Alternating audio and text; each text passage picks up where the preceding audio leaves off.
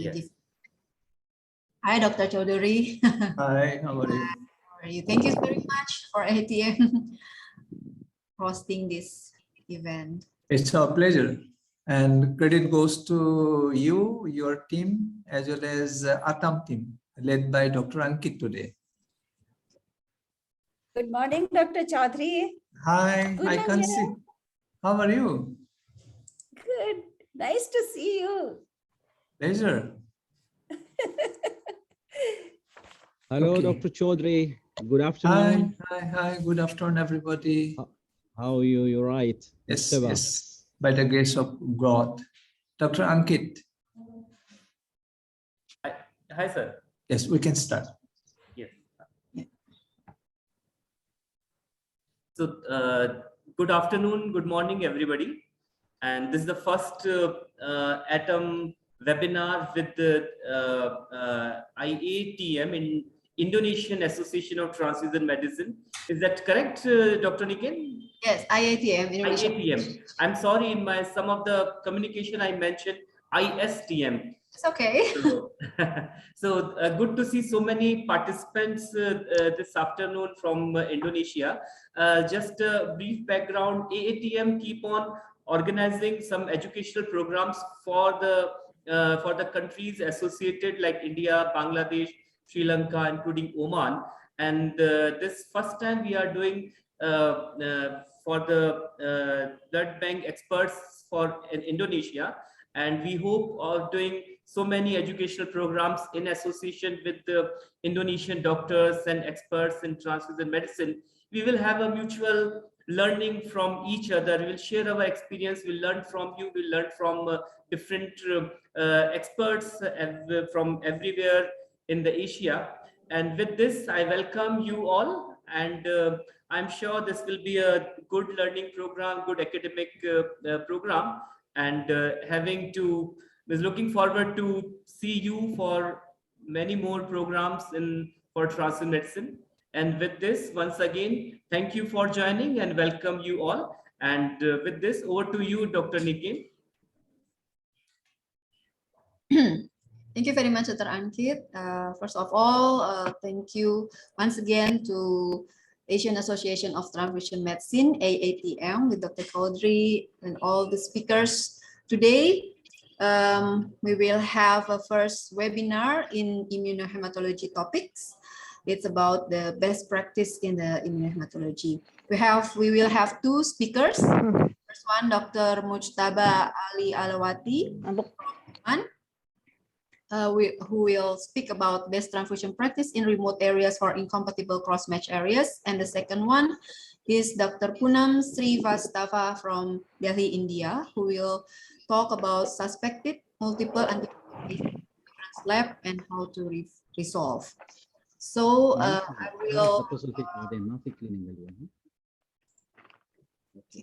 will read Dr. Mujtaba CV. Okay, he is now the vice chairperson of AATM from the Oman chapter and resource person for academic activities in AATM. He has published several publications, and he had the best PhD poster award at the university level in Liverpool John Moores University, and best overall diploma graduates award. He also a lecturer in Oman College of Health Sciences, and he got his PhD. Actually, since the diploma, he took in the Liverpool John Moores University, UK. So you are really expert in this molecular immunohematology, Dr. Mujtaba, and it's to get some overview about these topics, which now in Indonesia, we still have small blood centers which have very limited facilities and also limited knowledge for solving the incompatible cases in cross-matching. So we let you to start your presentations, maybe around 30 minutes, and after that we will have the Q&A sessions. Time is yours now, Dr. Mujtaba. Thank you very much. Thank you very much, Dr. Nikin, and thank you very much for the AATM team and the Indonesian team for inviting me to give a presentation. And I do apologize if I'll be too basic, all right? Because I to be honest, I don't know much the level of the audience, but I will try my level best to cover different levels. Okay, my name is Mujtaba Lawati. As Dr. Nikin said, I'm from Oman College of Health Sciences. I'm a lecturer there. So my topic is going to be for the detection of and identification of clinically significant antibodies. So let's recall now, whenever we test for the clinically significant antibody, of course, in the transfusion medicine, before that, we go for AST testing, okay? And AST testing is, the aim of the AST testing is to give a clue whether there is a clinically significant antibodies or not. That's called unexpected antibodies. So usually AST, when we do practically the AST test, we used 2 or 3 screening cells. Maybe you have seen Selectogene 1 and 2 or Diacell 1, 2, 3. So these are the cells that we use, and each cell comes with the lot number, and it has to be matched with the antigram whenever you record your results. So these are the different antigrams that you can see along with the reagents that you have for the AST testing. So if the AST is positive, now let's take, if AST is positive. Now, positive AST doesn't tell you the name of the clinically significant antibody, but it is going to tell you there is a clinically significant antibody. And therefore, the next step is to identify the name of this antibody. So you need to identify, so AST positive is followed by antibody identification.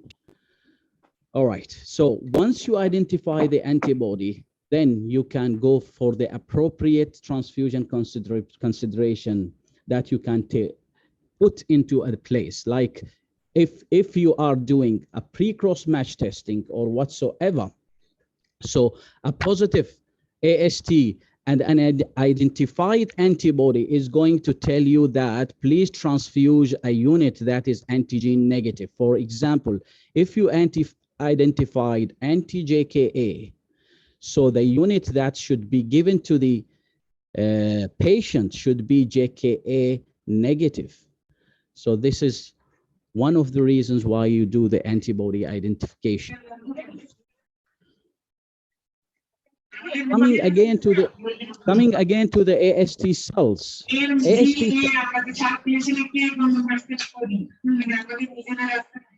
Somebody is talking to me, I'm not sure. You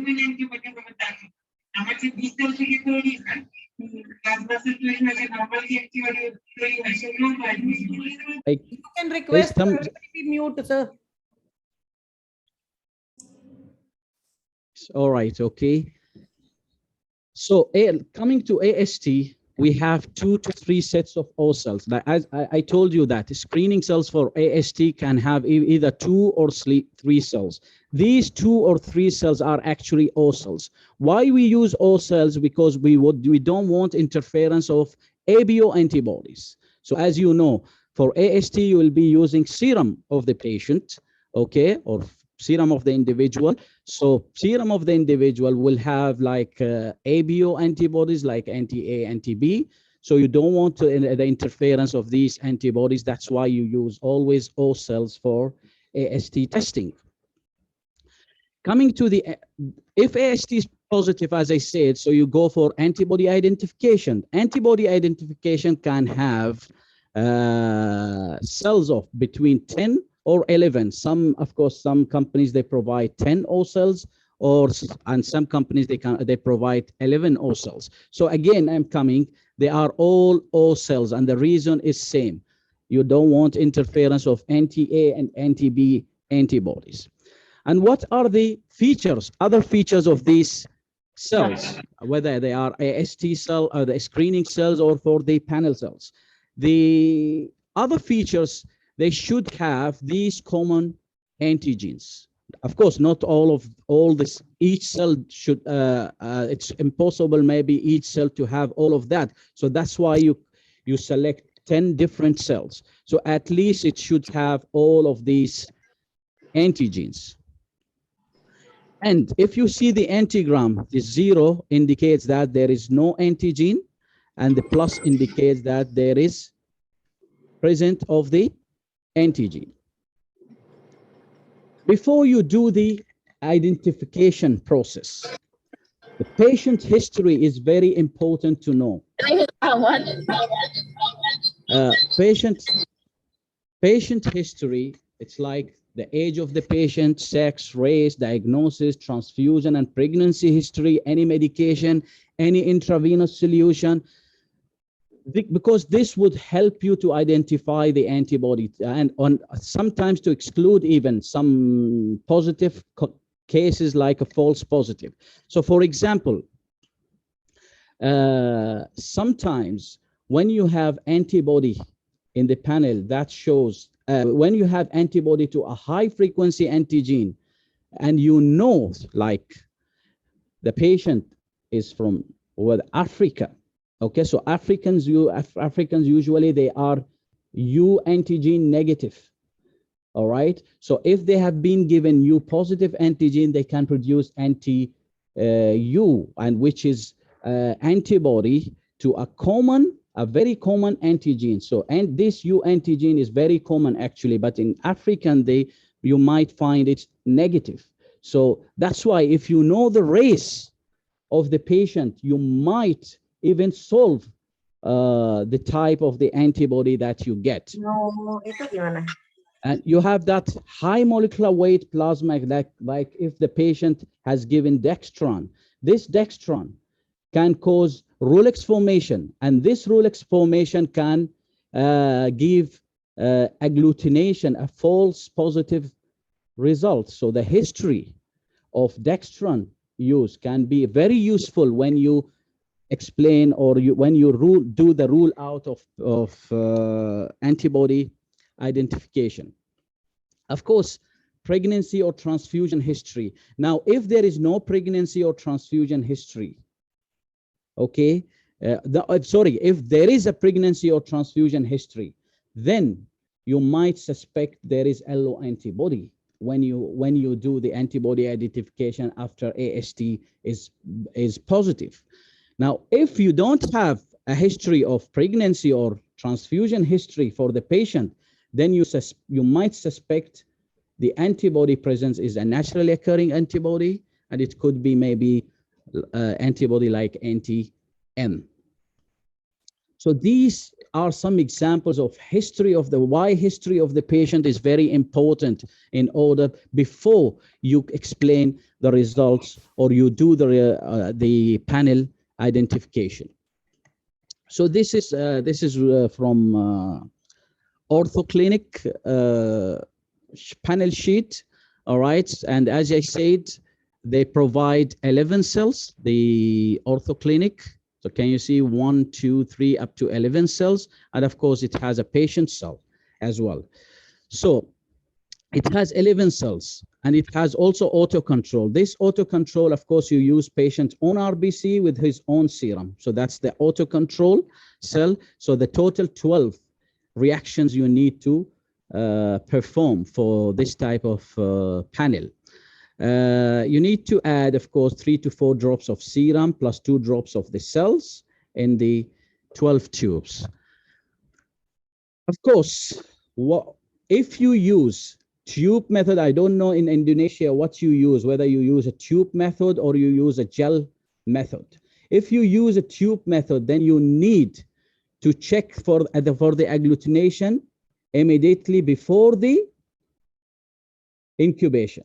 So this is the first checking, agglutination before you incubate at 37. Then you need to incubate. After the incubation, you need to check agglutination again, and then After adding AAG, you need to check agglutination again. So for the tube method, you need to check agglutination for each tube 3 times, at immediately and at 37, and after adding AAG. And of course, if you use a gel card method, then there is no immediate spin and there is no 37-degree incubation.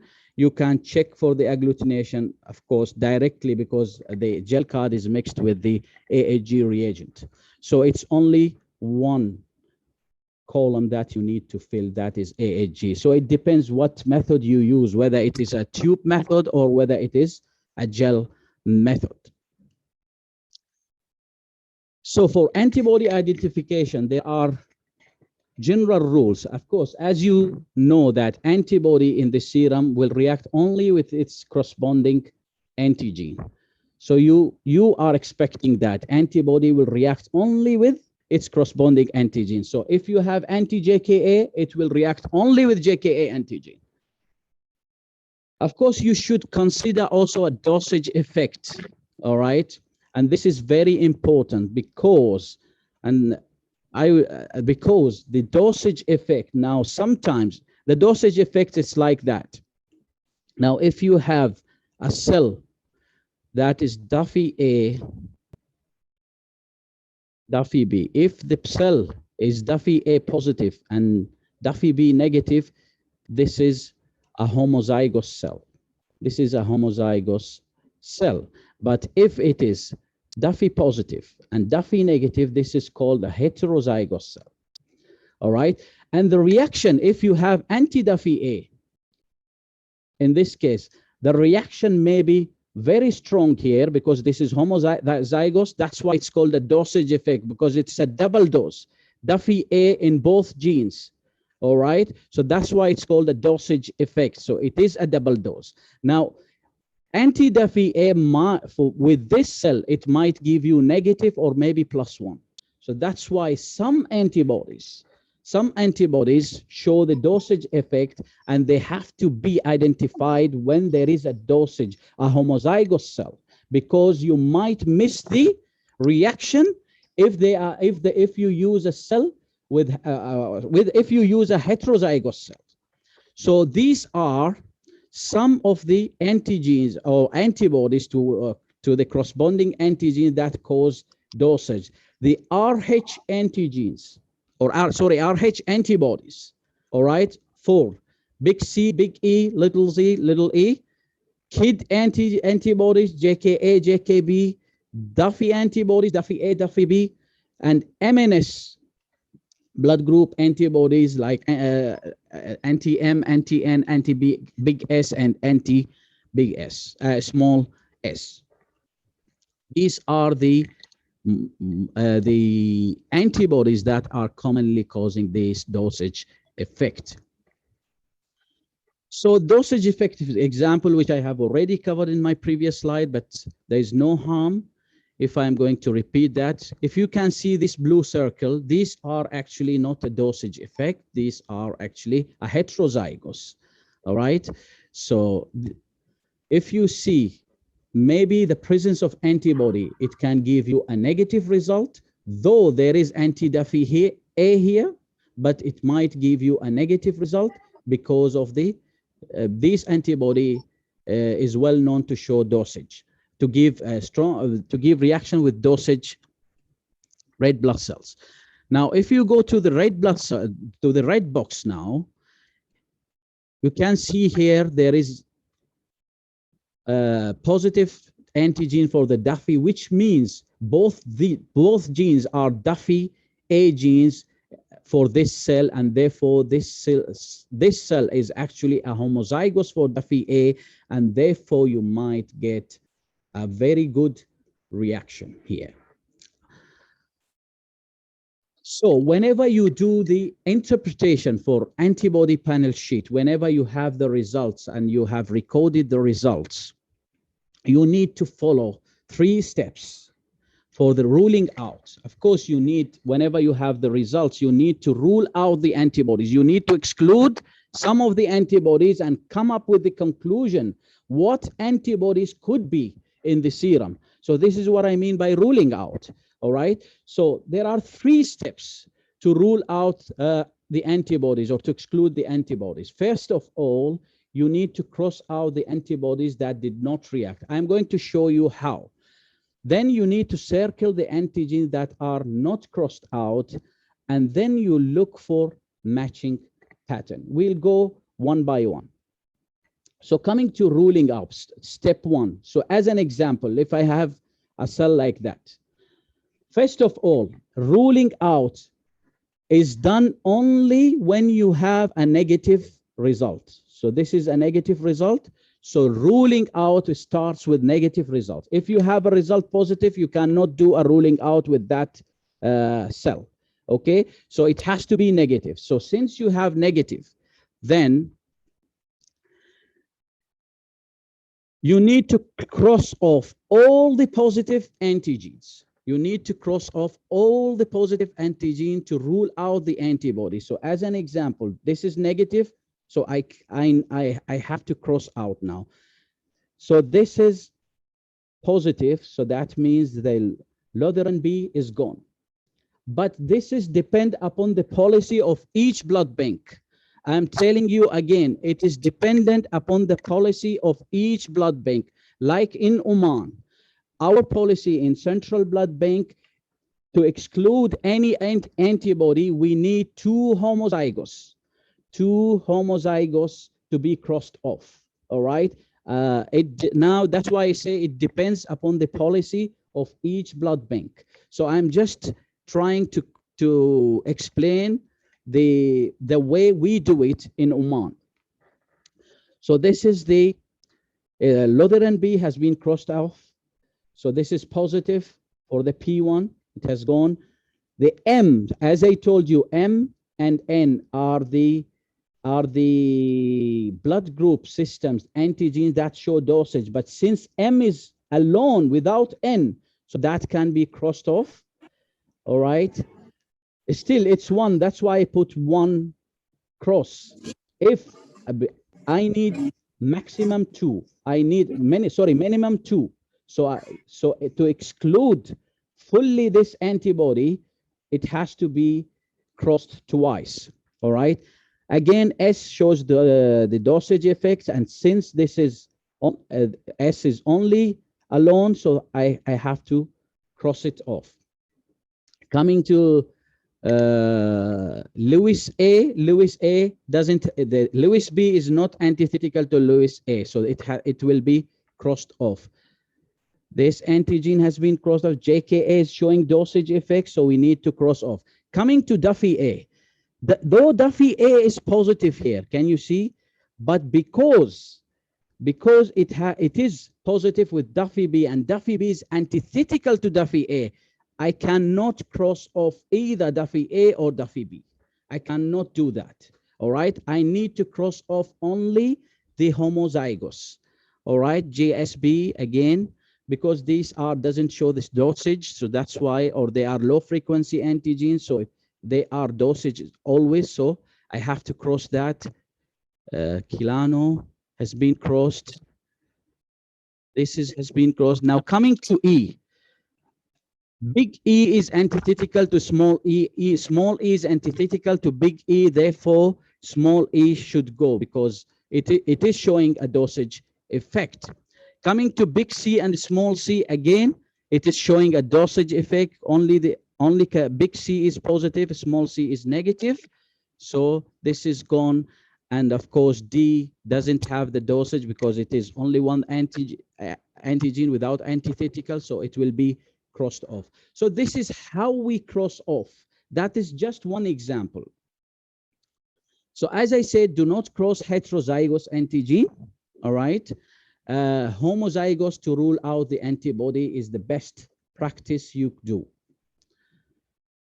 And there is exception, as I said, it is for the low frequency antigens like KEL, KPA, JSA, and Lutheran A, because they are low frequency antigens. So that's why you can exclude them without seeing any homozygosity. So step 2, we said, whatever it is remaining, you need to circle. So suppose you have circled most of them. You have circled. Now, whatever you didn't circle, sorry, you didn't cross, you crossed most of them, suppose. And now, whatever you didn't circle, you didn't cross, you need to circle. So that would be most probably your antibody initially. All right. So then there is a step 3 matching pattern. I'm going to explain with a real case. Rule out of 3 to be followed. Now, when you have the antibody panel, you need to match 3 reactive cells with 3 non-reactive cells. Okay. Now, if you don't have 3 reactive cells and you don't have 3 non-reactive cells, then maybe you want to go for additional tests, like you can include screening cells, which you used for AST. Remember, I showed you AST test, it has angiogram. Maybe you can include that as 3 more cells that can be added into this panel, and you can see the result whether you have 3 positives matching or 3 negative. But if you still don't find, of course, maybe you can check with another panel or third panel. Then you might be thinking of 2 only positive with 3 negative results. So first priority is 3 positive and 3 negative only. And then the next priority is 2 positive and 3 negative result. If you don't find that, this is where the complexity of multiple antibodies come. Then you might be looking for only 1 reactive or 1 positive with 7 negative results. I'm going to show you how you can do that. Now, in case of multiple antibodies identification, this is my main topic because I've been asked to just emphasize on multiple antibodies identification. Now, multiple antibodies identification, how you do, if you have multiple antibodies, especially in cases of sickle cell disease, thalassemia, where these people, they get frequent blood transfusion, you might get multiple antibodies in their serum. So multiple antibodies when you have 2 or more clinically significant antibody in the patient. All right. So this multiple antibody is actually challenging to be identified. Okay. And the reason for that, the strength of the reaction it's going to vary. You can find +1, maybe weak reaction, mixed field reaction. You might find negative also. And also the matching pattern. I said 3 positive with 3 negative, 2 positive with 3 negative, 1 positive with 7 negative. This might not be true for multiple antibodies. So that's why it is a challenging sometimes to identify multiple antibodies using even 3-3 rule. So now let's take it this way. Now you have a case like that where you have done a tube method. When you have done a tube method and you have the results of AAG that is showing some reaction. Of course, as I told you, the step 1 is to select only negative. So this is negative result, this is negative result, this is negative result. So based on that, I am going to do the cross out of the antibodies. So based on that, I have this. All right. So Lutheran B has gone M because it is dosage. So 1 cross, little s because it is dosage. It's been crossed, sorry, 1 cross, not 2. All right. Lewis B. All right. XGA, it's gone. JKB because it is dosage, it is gone. Okay. Duffy B because it is dosage, it is gone. JSB, it's gone. Sorry. The KPB, Milano, it's gone. Then you have small, so you have little c because there is a dosage, so it is gone, and D is gone here. And of course, you need to repeat it with everyone here. So again, for the second time, Again, this is gone. So now this is fully gone. So I have two homozygous. So that this antibody now fully excluded. All right. Coming to the P, this is gone. M, again, this is dosage. So that means it is fully excluded. Big S, this is dosage, gone. Lewis A, sorry, it's gone. All right, XGA fully gone now. JKA and JKB both shows dosage supposed to be. I cannot exclude based on that because both of them are positive. So I'm not going to do any exclusion here. All right, this is according to Central Blood Bank policy. All right, so JSB fully excluded this. KPB fully excluded. Ilano fully excluded here. Coming to F, gone. Little e, again, it's gone because you have dosage here. All right. And little c, again, there is dosage, so it's fully gone. Let's go for the third and the last one. Again, we have done this one. N, it's only, this is a dosage of N, so it's gone. S, because it's only dosage, it's gone. Okay, let's see some other. Okay, Duffy B, because it is a dosage, so Duffy B is also gone here fully. All right, let's see something which hasn't gone. F, it's fully gone. All right, and E, it's fully gone here, and so on. So now, with that, again, you have, if we see the crossing off of these three negatives, still, I need to make a circle here where you have now some different JKA. possibilities here. Okay, so I have some other possibilities here. That's why I circled them. Now, because of that, you might add the antigram which you used for AST, but all of them are positive. So you cannot cross off based on the antigram that is used for AST. So you might want to add one more panel. So this is panel A and this is panel B. It has, of course, different cells. So you do the same criteria here. So you have only one negative here. So based on that, you go for this, for the second one here. So P is gone. So now P1 is fully excluded. Lewis B is fully excluded. JKB is fully excluded. Here you have Duffy B already excluded. Yeah. And of course, there is one thing which I want to emphasize on. As far as big E and big C is concerned, now whenever D is negative, you should not consider dosage with big E because it's quite difficult to get big E, okay, homozygous when there is no D antigen. So with this, because there is a dosage, there is no dosage, but still I am crossing off the big E because the D is negative here. All right.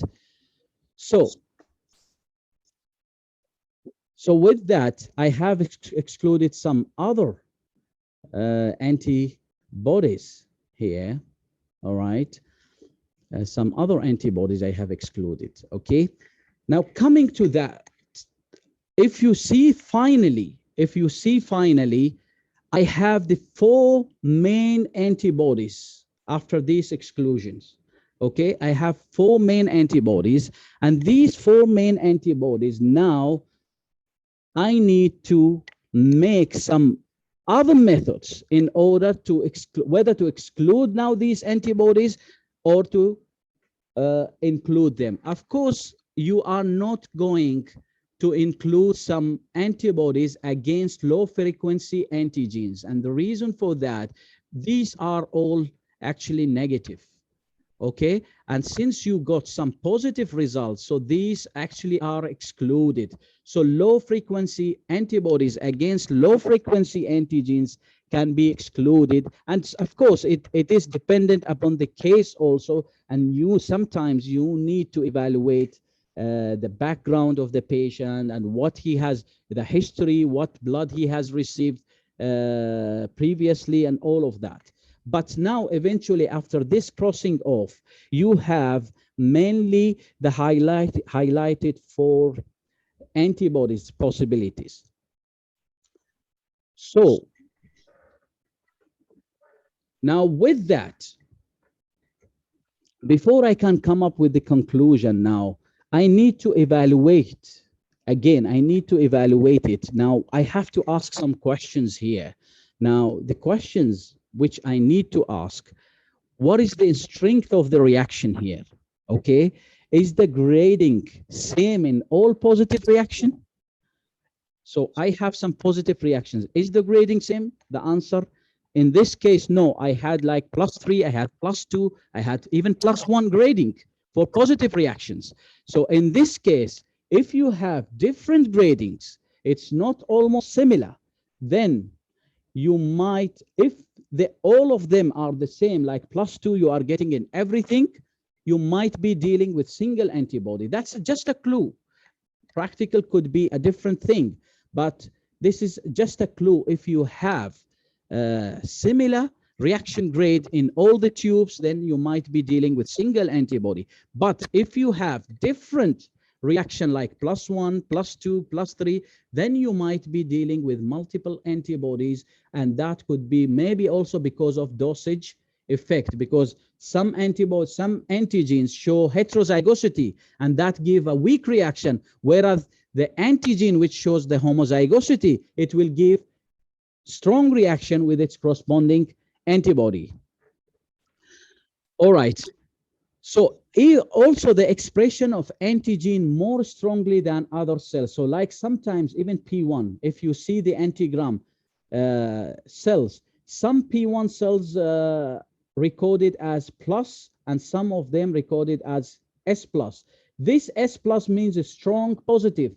So that means you are dealing with a cell that has a very high concentration of antigen, and that could give a very strong reaction compared to other cell which doesn't show a high concentration of antigen. You need to ask yourself, do the cell react at the same phase or it's a multiple phase? Remember, I told you in the tube method, you need to see the immediate spin, you need to see at 37 degree, and you need to see at AHG as well. Now, multiple antibodies, sometimes they may be two phases. I said maybe, it's not necessarily, okay? Two phases, they can react at 37 and they can react at AHG, though they are IgG class, okay? So this is because sometimes the dosage effect may give agglutination at 37 without the need of AHG. So without the need of AHG, because of the dosage, it can give you a positive result. Okay, so sometimes you might get two phases. When you see two phases, positive reaction at 37 and positive reaction at AHG, so this is a good clue that you might be dealing with multiple antibodies. Some antibodies, even if they are single, they might give a reaction at 37 without the need of AHG even.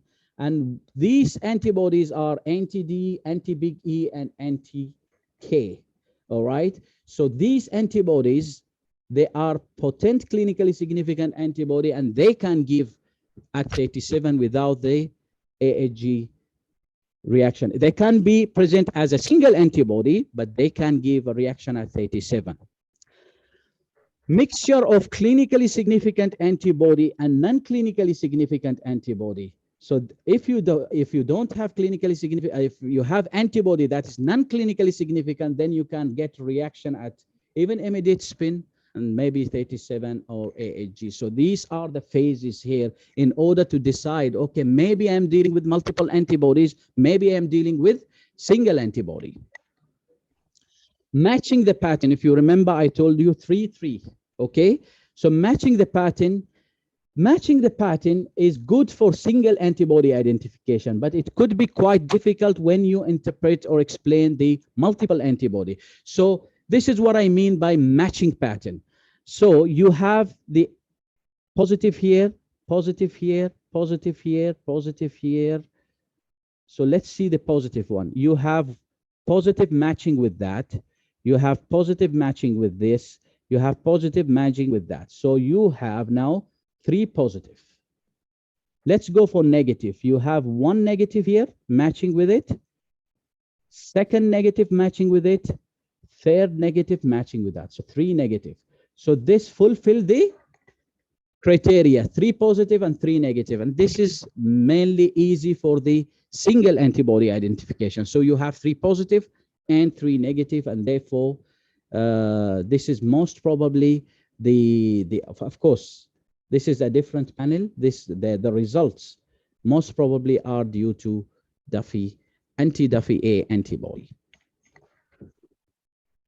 You need to ask also yourself, is this ruling out commonly encountered RBCs antibodies? Did I rule out the commonly encountered RBCs? Now, commonly encountered red blood cells are, of course, as you know, D, little c, little e, some of these antibodies, but you have also antigens.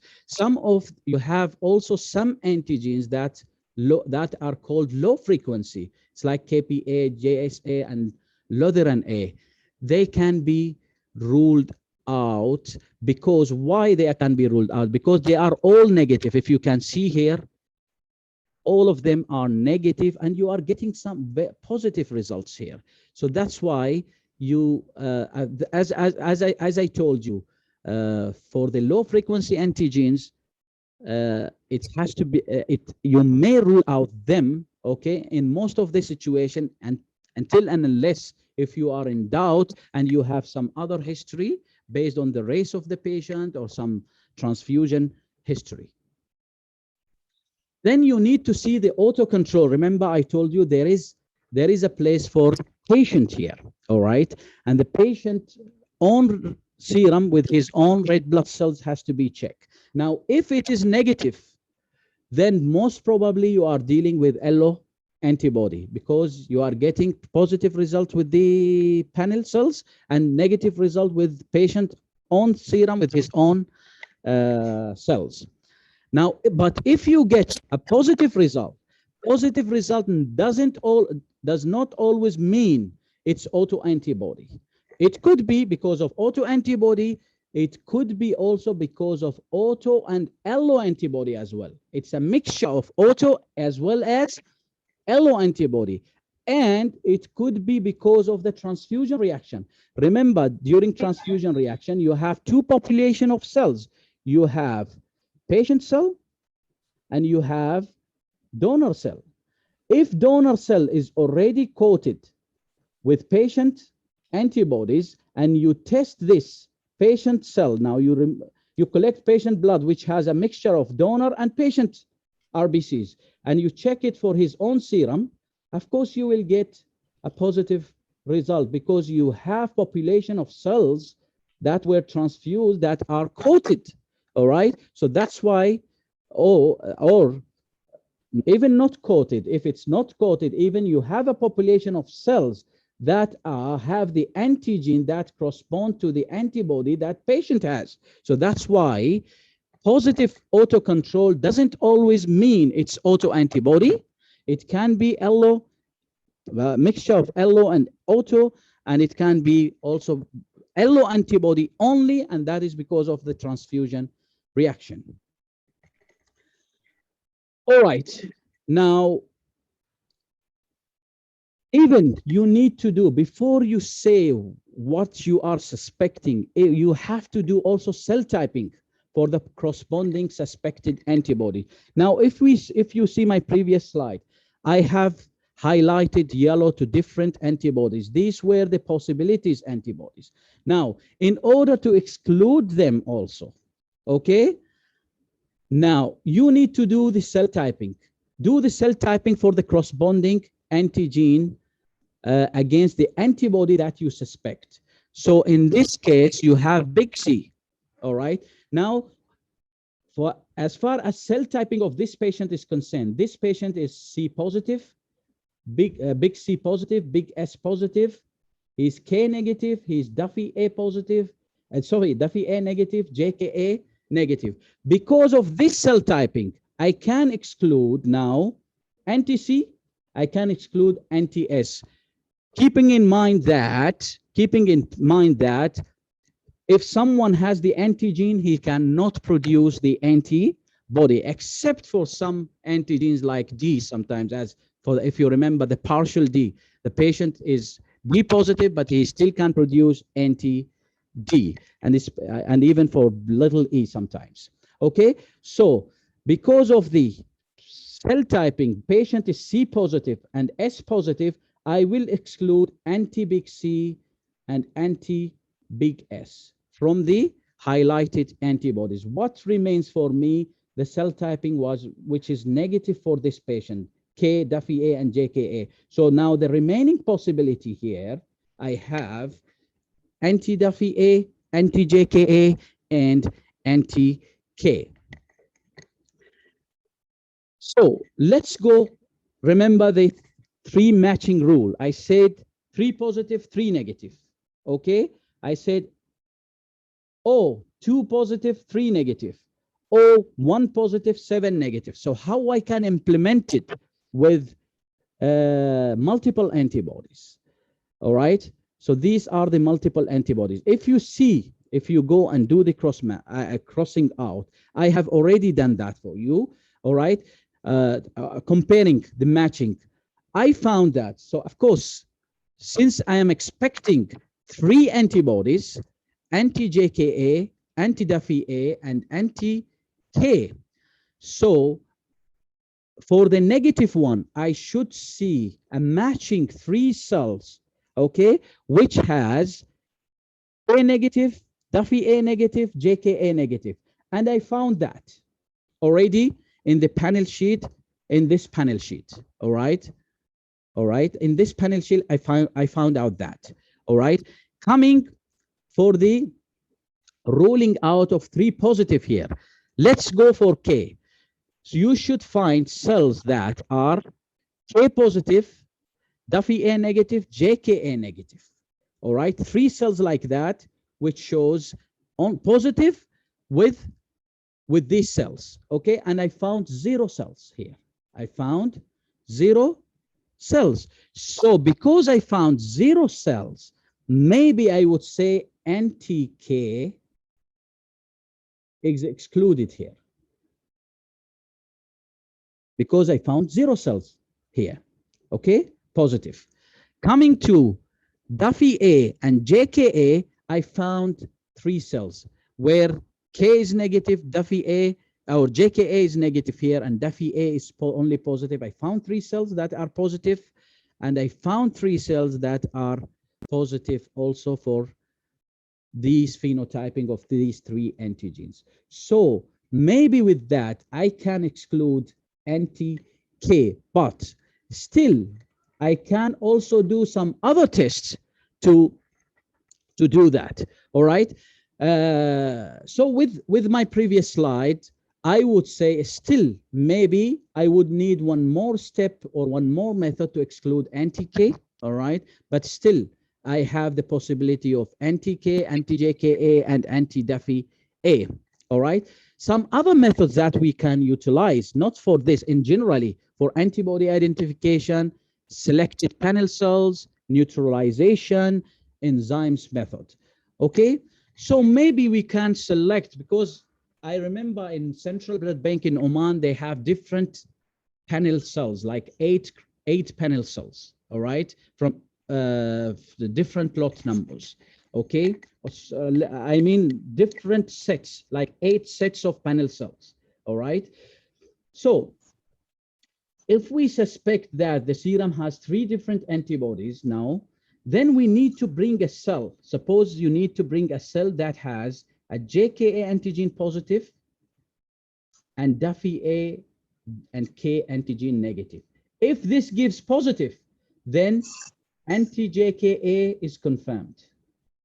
Anti-JKA is confirmed because you are expecting 3 antibodies, but you have provided cells that are negative for 2 corresponding antigens. If it has given you a positive, then you confirm anti-JKA is present. Now, then you do another cell where it is positive only for Duffy A and negative for these 2 antigens. If it's positive, then anti-Duffy A is also included. Coming to the third cell where it is positive for only K and negative for JKA and Duffy A. This is a negative result, then this confirms that anti-K is excluded from the panel. All right. So this is one method where sometimes you can put some additional cells that are specific for the corresponding antigens of the antibodies that you suspect. You might also go and do the adsorption method testing. Now, if you suspect that anti-K is present along with anti-Duffy A and anti-JKA, then you do an adsorption method. Use a cell that has JKA, that is JKA positive and Duffy A positive. Let the antibody do the adsorption method. The antibody in the serum, which is anti-JKA and anti-Duffy A, will be adsorbed with the red blood cells that you are providing. So this is red blood cell that has JKA and red blood cell that has Duffy A. All right. So all these antibodies in the serum, the anti-Duffy A and anti-JKA, are going to be adsorbed, and what will be remaining in the serum is anti-K. And then you can take out this serum and just put it and do the panel again. And if you find it positive, then you can confirm it as a single anti-K. And if it came negative, then you are excluding anti-K as a cause of antibody in this case. All right. You have also different methods like neutralization method, which I'm not going to cover here in depth. But suppose if you have a panel which shows different antibodies like anti-small c and anti-Lewis B, of course you have many substances that are commercially available that can be mixed with the serum. And if it's mixed with the serum, it can neutralize the antibody that you don't want. So suppose anti-Lewis B, okay, it can be neutralized with commercially available some substances. If you put them in the serum, and once it's neutralized, the serum will have only anti-small c that can be detected. Okay, and maybe for the P1, there is a hydrated cyst fluid that is commercially available. Maybe you can get it, and breast milk also for the eye substances. We use also proteolytic enzyme to enhance or destroy specific blood group antigen. So you have, I'm pretty sure that you know these enzymes, ficin, papain, and bromelain.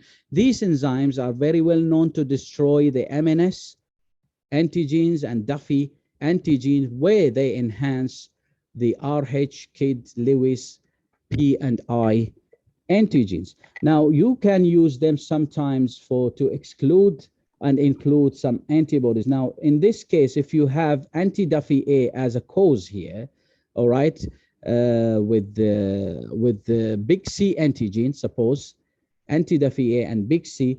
Now, if you treat the cells with the enzyme, one of the enzymes that destroy Duffy A, what you will get here, see, you have to compare between, this is before the treatment, this is the result which you will get, this is the after the treatment, all right? So after the treatment, if you see, here there is a +1, and now it is 0, which means the antibody is no more reacting with its corresponding antigen, because the corresponding antigen has been destroyed. Here it has been destroyed.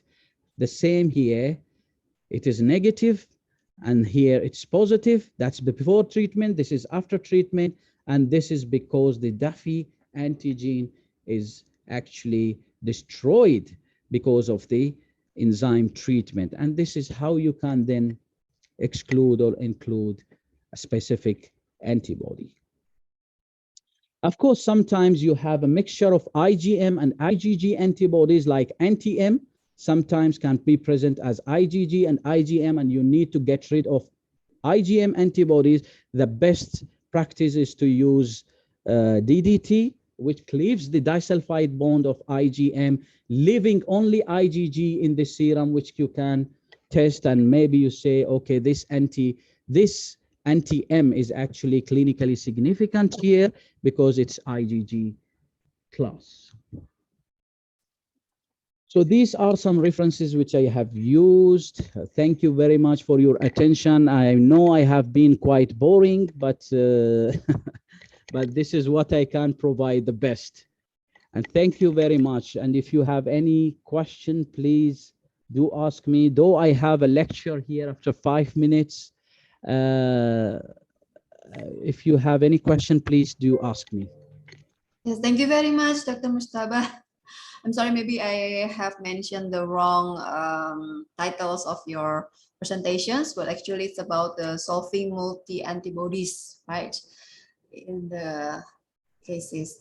So there are some questions for you, actually. The first one is from Islam. Okay. Yes. What are the common irregular, atypical, and incomplete antibody that you found in your laboratory? The common antibodies that we find. Yes, in Oman. In Oman, we find mostly anti-D is very common, maybe worldwide. It's not only in Oman. Okay, and we find some anti-RH antibodies. I don't know whether Raya is online with me. Raya, can you tell me? Raya is experienced senior technologist in blood bank. Yes, Raya, can you please help with this question? What are the common antigens? What are the common antibodies that we the common, find? yes, as you mentioned, actually, yes, RH antibodies are most common antibodies among the patients. Especially in Oman, we have a lot of sickle cell disease patients. So of course, will be most of them. Yeah, and before we applying the policy of giving RH match, of course, we have a lot of immunization of RH antibodies. But since we started matching RH and kill since 2016-17, of course, we have reduced the number of anti-RH antibodies among our patients, following by kids.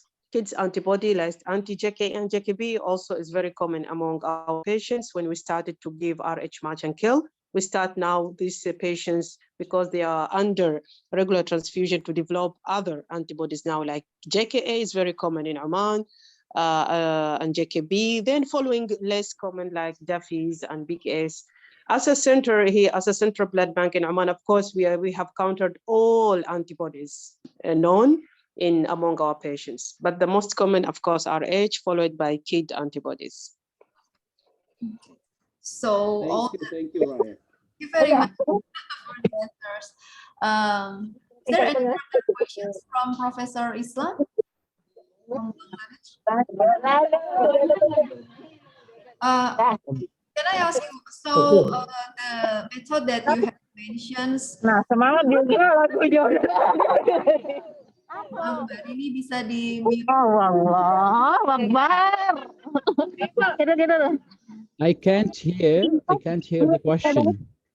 Any questions? Yes. Okay. So the method like neutralization, enzyme absorption, is it routinely done in your laboratory to solve these cases, or which one is you prefer? The enzyme method, yes, we do in central blood bank the enzyme method. All right. Correct, Raya? Is it correct? Enzyme method usually Yes, we do, yes. isn't it? Enzyme method is like a default method. It's coming after Yeah. this. Yes, we are doing rotantly enzyme, but adsorption and dilution in very difficult cases, we are go for adsorption, but not rotantly. Yeah, but that's why I just covered the adsorption method for your kind information, but it is being done. It is being practiced in different places. Yeah. How about neutralization? Neutralization, we don't do it, Raya, isn't it? No, we are doing neutralization if we're suspecting Lewis substance, and if this Lewis antibodies really masking the underlying antibodies, we are doing neutralization just to recover other antibodies. Yes, we are doing. Yes, yeah. And for the DTT, is it necessary to differentiate IgM or IgG in the anti-M cases? Yes, because sometimes they interfere with the results. So that's why sometimes you require, especially as I said, anti-M, okay, because it can be present in both IgM and IgG, okay. So it can give you maybe, and even Lutheran antibodies sometimes, it can give you positive results in all the stages, all right, in all the stages. Then sometimes, yes, you need to use that, though it's not used Not much. in practice, yes. Sorry? Not in practice.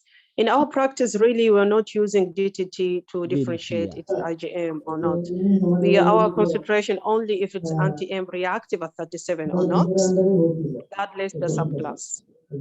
And DDT, of course, I don't think we have it in Oman, actually. I tried to get it, to be honest, for one of the researchers, but I couldn't find. So DDT, we don't have it actually in Oman. Dr. Niken, actually we have to cut short. We are overstepping, and I request all the speakers to stick to their time. And because this type of lectures, when you put a webinar, it's a fixed time, 1 hour. So we should also adjust our own time with the other lectures. So we should go ahead, because this platform will be used for some other purpose after some time. Oh, okay. So, yeah, but I can see there's a raised hand by Yasdin Flores for some time. If you can give it some chance to that person, as well as there are 2 other short questions. So Doctor, I request Dr. Mustafa to quickly give the answers so that we can proceed with the next program. Over to you. Okay, no worries. Because now I have to go for the lecture, Dr. Chaudhry. But can you? I will send my email. All right. Can you please email me your questions, so I will answer them within 24 hours. Yeah. All right. But my request to you, Dr. Mustafa, when you know this type of, I mean, we have got this type of program and it is circulated 7 days before. Please adjust your time so that you do not have to rush, Okay, so we will ask for that question and we'll send it to you, and that will be done by Dr. Niken. Okay, right. Dr. Niken. Thank you. Yes, okay. So for Yasdin Flores, do you have any quick questions that you want to ask directly? So this is my email address, which I have already sent. Okay. Yes. So if you have any queries, please send me anytime. You are most welcome. Yeah. Okay. Actually, I already also text Yasdin Flores, but there is no answers from him, Dr. Chaudhry. Yeah. So what we'll do, Dr. Niken, as per, if you go to the website, and thank you very much, Dr. Mustafa, for your very excellent lecture. And I know this will be very helpful for all participants. And as per our program, actually, Dr. Ankit also has to leave somewhere. So now I will be hosting it for the rest of this meeting. Okay. So in the program, there are 2 actually we missed that, though it is in the middle. So it is your welcome as well as my welcome to the participants. I'm very happy to see that 186 participants at this moment. Over to you, Dr. Niken, short introduction as well as welcome to your participants, because this is important. This is first joint program between that IATM as well as AATM. So your word, the participants, something. Yeah. Oh, okay, I thought it will be at the closing speech for Dr. Robbie. Oh, he is going to give the vote of thanks. You are going to give the welcome, but we have given the chance to Dr. Mustafa because you have to leave. Okay, so Dr. Mustafa already leave, I think, right? Yeah, no issue. Go ahead. Okay, so once again, thank you very much for Dr. Mustajab for your excellent presentations. It's very helpful for us in Indonesia because we have this similar cases with you. Many antibodies we found in multiple transfusion patients, and also with the limited reagents like you have mentioned, DTT, we also cannot find here in Indonesia. So this is really a great lecture for us to improve again, to increase our skill in our reference lab. So there are, I think, 4 or 5 reference labs in Indonesia, and many of them, of the technicians, even the doctors, has joined here. Welcome to our first webinar with AATM. The AATM really helpful with us. This is the first webinar, and there will be more interesting webinars, right, Dr. Kawadri, with another interesting topics, and your suggestions, your opinions with what kind of topic for the next webinar is very helpful, and we're waiting for that. Okay. Okay. Thank you. Thank you, Dr. Niken. And on behalf of Asian Association of Transfusion Medicine, I take the privilege to thank all the 187 participants I can see in the screen now. And thanks to you all. And this is the beginning of the partnership between the Indonesian Association of Transfusion Medicine and Asian Association of Transfusion Medicine. So it's a long journey to go together, to learn from each other. And this is the first one. And we already developed a core group of the Indonesian team and ATM team. We are, just to give a background, because some of you may not be aware of the AATM. It is a transnational organization, and we have got country chapter. That is, we have got branches in 19 countries. Those countries from the Turkey to China. I'm not going to talk all the 19 countries, but all countries are working together to develop their blood transfusion services. And we have got different programs, you know. So one of the programs, we have got working groups. We have got working groups in immunohematology. Like Dr. Ankit was here, he was a chair of working group. We have working group in the cellular therapy, voluntary blood donation. Then we have got patient blood management. We have got working group in, you know, fractionation. So we have got 7 such groups. But these are restricted to ATM members. So if you become an ATM member, so you can also join in all ATM programs. Whatever, Dr. I have seen this program. So we have got also another program that we call the wet workshops. Wet workshops are hands-on training. We are doing many wet workshops. We actually go to the country, do the hands-on training. But now we are kept on hold because of the pandemic. Once this is over, probably we can have we can organize hands-on training in Indonesia also, as per request of Dr. Robbie as well as Dr. Niken. We'll discuss later. We also have that another program of ABB certificate we had discussed, and that is actually on IABB fundamental standard.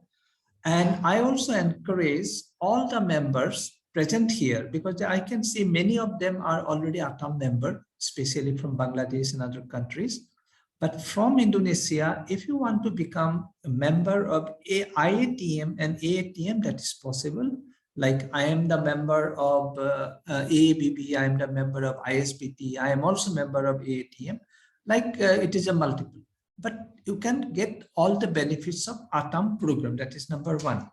This is the first program. And I'm very happy it's a successful program. And next time, whenever Dr. Niken, Dr. Robbie, Dr. Nova, they decide that this is the topic we need, and this will be our responsibility to organize it for you. So I will not take your time, and I will probably again go back to Dr. Niken, and the next speaker is Dr. Poonam Srivastava. And Dr. Poonam is already a very seasoned, speaker. And over to you, Dr. Niken, to introduce Dr.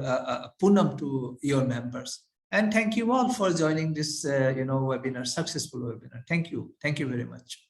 Over to you. No, You are mute. Please unmute. Please unmute. Yeah. Thank you, Dr. Kaudri. So the next speaker will be Dr. Poonam Srivastava. Let me introduce her. She's a diploma in clinical pathology, but also already took postgraduate diploma in hospital and health management. She already attended many trainings, such as a blood bank training from All India Institute of Medical Sciences, WHO training, India Immunohematology Initiative Fellowships, and NABH SSR for blood centers. And currently, she is Chief Advisor, Lions Blood Center, Delhi. Is it right, Dr. Poonam? yeah. Yeah, and you are a member of ISBTI, ISTM, AATM, DMA, HISI, and III. Oh. Present in various national, international conferences and got Best Poster Award in the ABB AATM conference in 2016, and also got the Distinguished Social Service Award from Indian Medical Associations in 2021. So this immunohematology problem solving is your interest area, and you have organized many web workshops, and maybe we could have some web workshop with you later.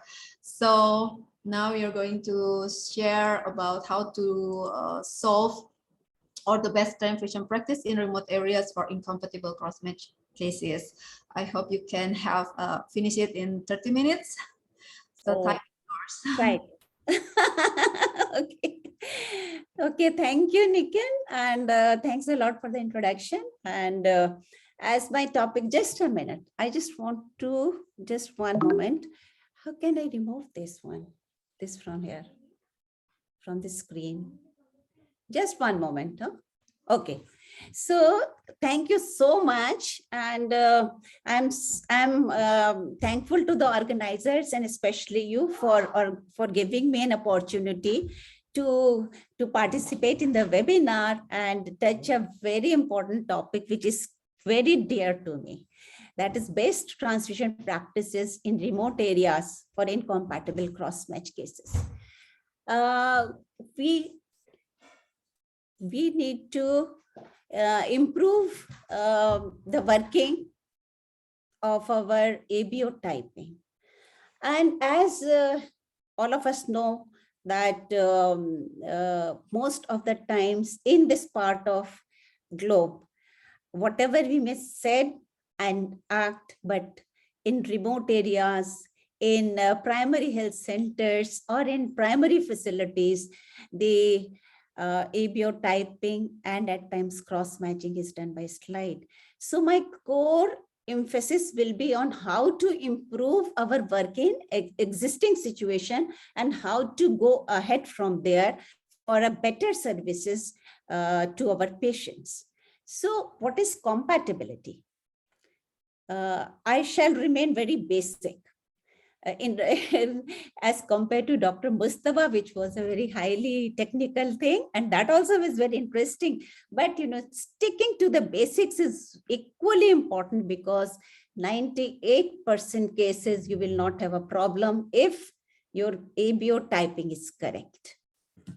So the compatibility testing refers to the set of procedures required before blood can be issued as being safe for transfusion. And what are all these procedures? Is it just cross-match? No. So you see, the procedures are what you are doing in the ward.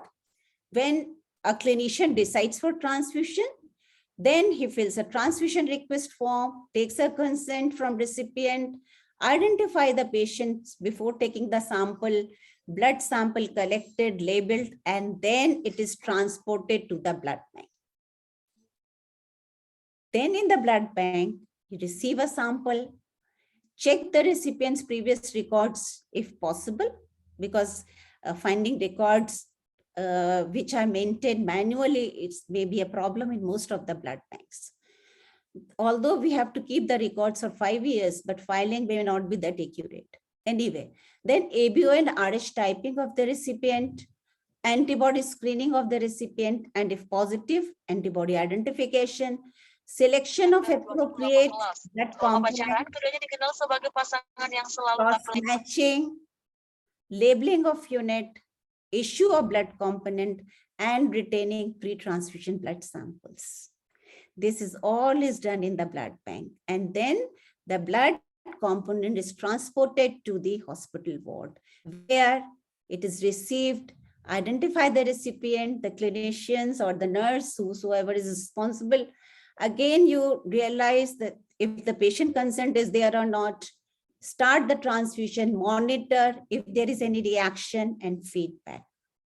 So how many people are involved in just one transfusion? And how many procedures are there? And is only cross-matching is important, or all these things are very important for a safe blood transfusion? See how many persons are involved: physician, senior resident, junior resident, nurses, ward boy, technicians, other staff, patient, and relatives. Because in this part of world, sometimes the relatives come for taking blood. I'm not sure if that happens in Indonesia or not, but we share the similar things here, even in India. And when transport is equally important, whether it is transport of sample or whether it is transport of the blood component, because it has to be maintained at adequate temperature. So for a safe transfusion, the activities, different activities which are going on in different places and which are carried over by different persons, which are highly qualified to the least qualified person, or maybe uneducated also, but they play a part in a safe transfusion. So we have a responsibility to sensitize everybody who is taking part in this chain, that they perform their task with responsibility and safety. And they understand what importance is the task they are given to. So the compatibility refers not only to the cross-match. Cross-match is just one part, and that is what I wanted to emphasize. So what all the activities from receiving the patients to issuing, they make a part of the compatibility testing. So we go one by one and talk about it. So the first thing is the request form. If everybody can see this thing, is it? Can you see my presentation? Yes. Okay. Yes, okay.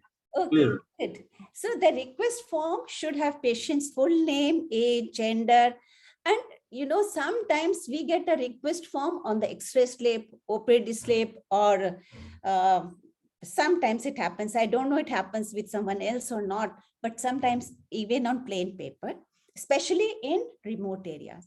So that practice has to be discontinued, because a properly filled request form can prevent many errors, and it gives an understanding for better selection of the blood and better management of the patient requirement at the blood bank level as well as the hospital level. So various requirements legally also, especially because the blood transfusion is covered under Drugs and Cosmetic Act in India, and I presume in other countries also.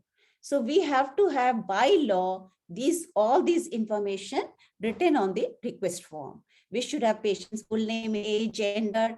Unique identification number is very important, because there should be two identifiers, a full name and a hospital registration number, which can be used as a unique ID.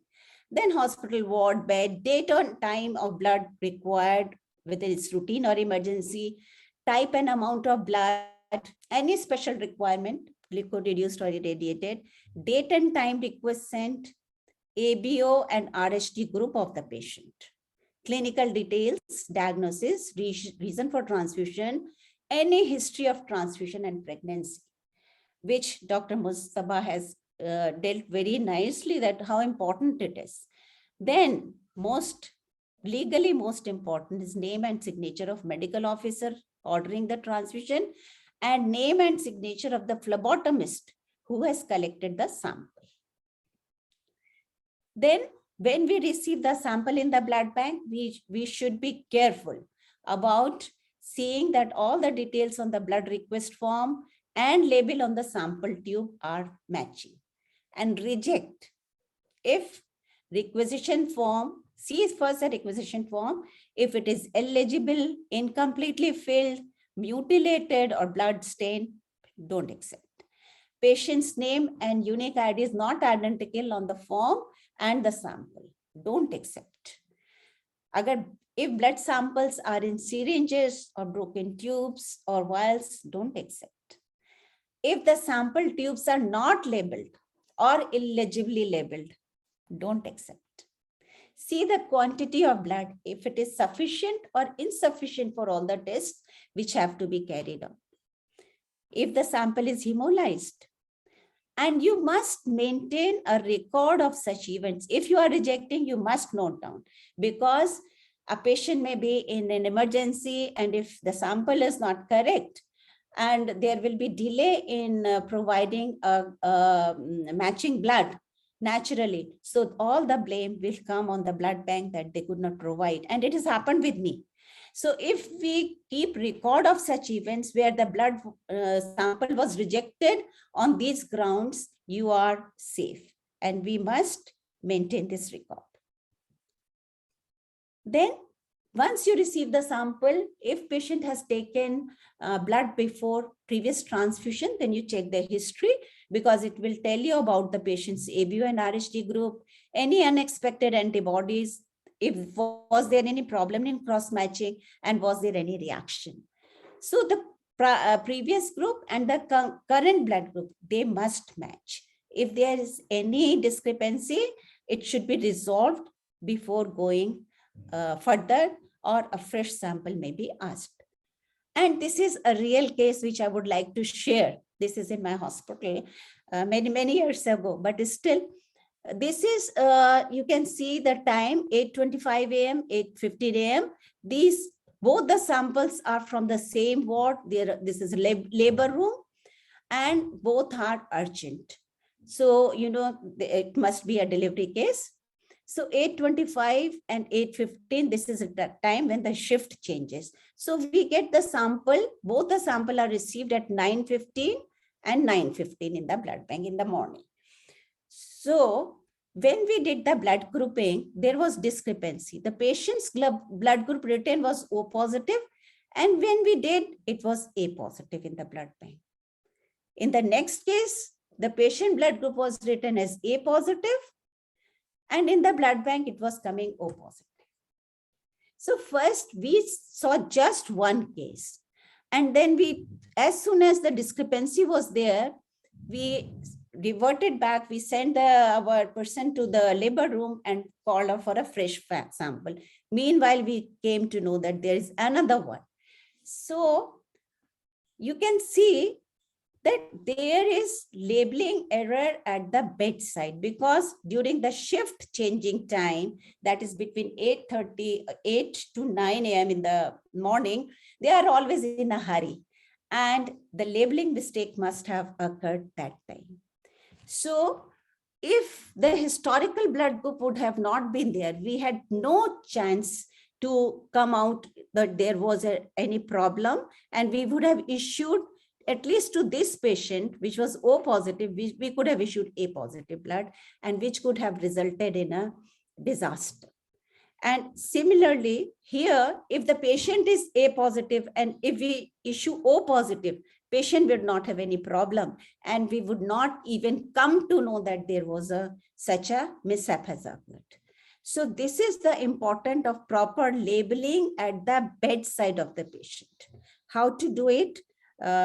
We can discuss sometime we can discuss it in our patient blood management program.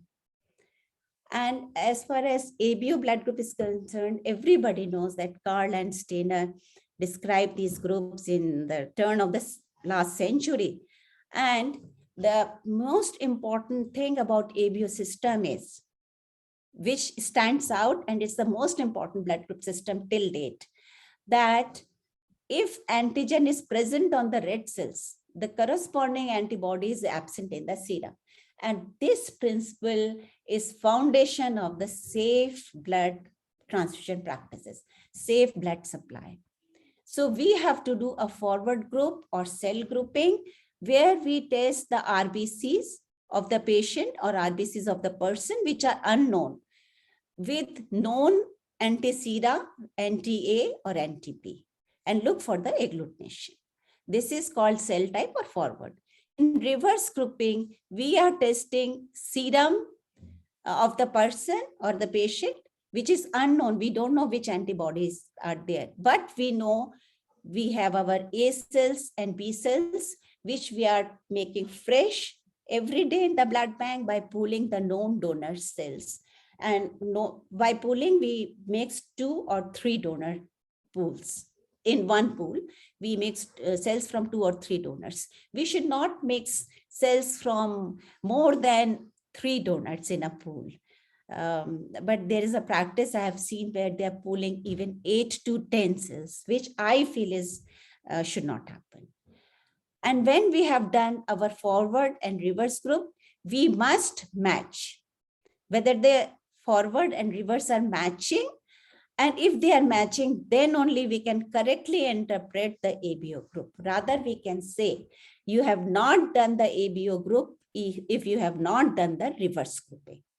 And that stands true. You have not done the complete grouping if reverse grouping is not done, or is it not matched with the forward group. So to explain more, we have here, these are anti-A antiserum, anti-B antiserum, and A cells and B cells. These are the reagents required for forward group and cells required for reverse group. And these are the reagents which have anti-sera has antibody, and cells we don't know, serum which have, we don't know, these cells which have antigen on them. For patient, we test the cells and the serum. So if the cells have antigen, then this antibody will react and will clump, like you can see from here. So, and if they don't have this antigen, so then antigen antibody reaction will not happen, and the cells will be lying free and the test will be negative. So here we can say that the cells are positive with anti-A and negative with anti-B. So what is the forward group? It is A. So let us see the reverse grouping, where we have known cells and antibodies in the patient serum. So with A cells, the patient cells are not reacting because the A group person will not have anti-A antibody. Which antibody they will have? The reverse one, the B antibody. So that we are seeing that with B cells, the patient serum is reacting and there is clumping. So here in this case, the forward group is A and the reverse group is also A. So we can say with confirmation that patient group is A. And that is how we have to do in each and every case.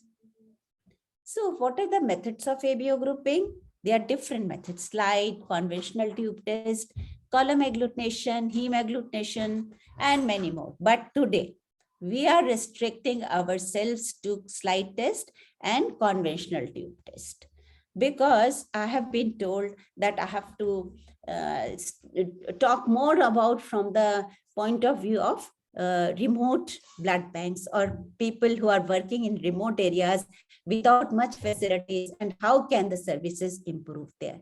So I pay more attention to slide test. Then slide test for ABO and RHD grouping typing is least sensitive in comparison to other methods, but it is the oldest method. And it is not recommended as a routine test for ABO typing in blood bank as it leads to errors. should be used only to perform a simple cell blood group before a full grouping is carried out by using tube or microplate or by other techniques which are now available. So this is just used as a preliminary test, but is still used as the only test for ABO grouping in many blood banks in low resource settings, including India as well. I know the places. We need to focus on improving the quality of slide test in absence of availability or accessibility to better technologies, but at the same time strive for achieving better technology and resources for better technology. But today we see how can we do a good slide test. So we should always use a clean, labeled, separate slides, not 3 tests on single slide, but we should do separate slides or separate areas in tiles for NTA, NTB, and NTD test. Use separate applicator sticks for mixing. Never use corners of the slide because it may give rise to hemolysis. It may break the cells and hemolysis will get confused. Then gently tilt the slide from side to side continuously, looking for clumping or agglutination to appear. Read the reaction at the end of 2 minutes or as per the manufacturer's leaflet. You must read the manufacturer's instructions, how much time they have given for interpretation, and follow that, and use a good light source for reading the reaction. Clumping or agglutination is a positive reaction. A smooth suspension at the end of 2 minutes. Wait for 2 minutes to give a negative reaction, a negative interpretation. If reaction is read earlier than 2 minutes, chances of missing a positive reaction and interpreting the test as false negative are there. Especially for anti-D, when you are testing for D antigen, you must give full 2 minutes, then only give the interpretation for a negative. If delay in reading, there will be drying of reagents and interpretation may be false positive. So we have to we should be very time sensitive when we are using reading the slide test. So I have tried here to grade the reaction on slide test, although it has not been mentioned anywhere. But when I saw people doing the slide test and there's difference in agglutination reaction. So similar to tube test, can we start a procedure for grading the reactions? And I've realized that by grading the reaction on slide test, we might come to detect a lot of subgroups, a lot of problems before they occur, and we may prevent wrong blood groups. I request all the doctors, all the people who are listening to here or who have joined this webinar and who are doing the slide test, just give a thought and just see your reactions. Can you grade them on slide? So for an experiment, I did this in our blood bank, and I'll share with you. So similar to tube test, 4+ grading can be given to a single big clump, which is with anti-A, anti-B, anti-sera. They are so potent monoclonal and anti-seras that you get a single big clump. But at times, if there are subgroups or weaker reaction, you may get a reaction which is not that strong. There may be 2+ reaction or 1+ reaction. So 3+ reaction is 2 or 3 large clumps. Like we will give this a 3+ reaction. Had it been a single clump, it could be 4+. So 2+ is many medium and small clumps. So here we can see this one. This could be a 2+ reaction. And 1+ reaction is when many small clumps visible on the slide. So this could be a 1+ reaction. Then there may be a granular suspension, and a weak reaction is a smooth suspension. Sorry, this moves very fast. So here we can see a smooth suspension with anti-A, anti-B, and anti-B.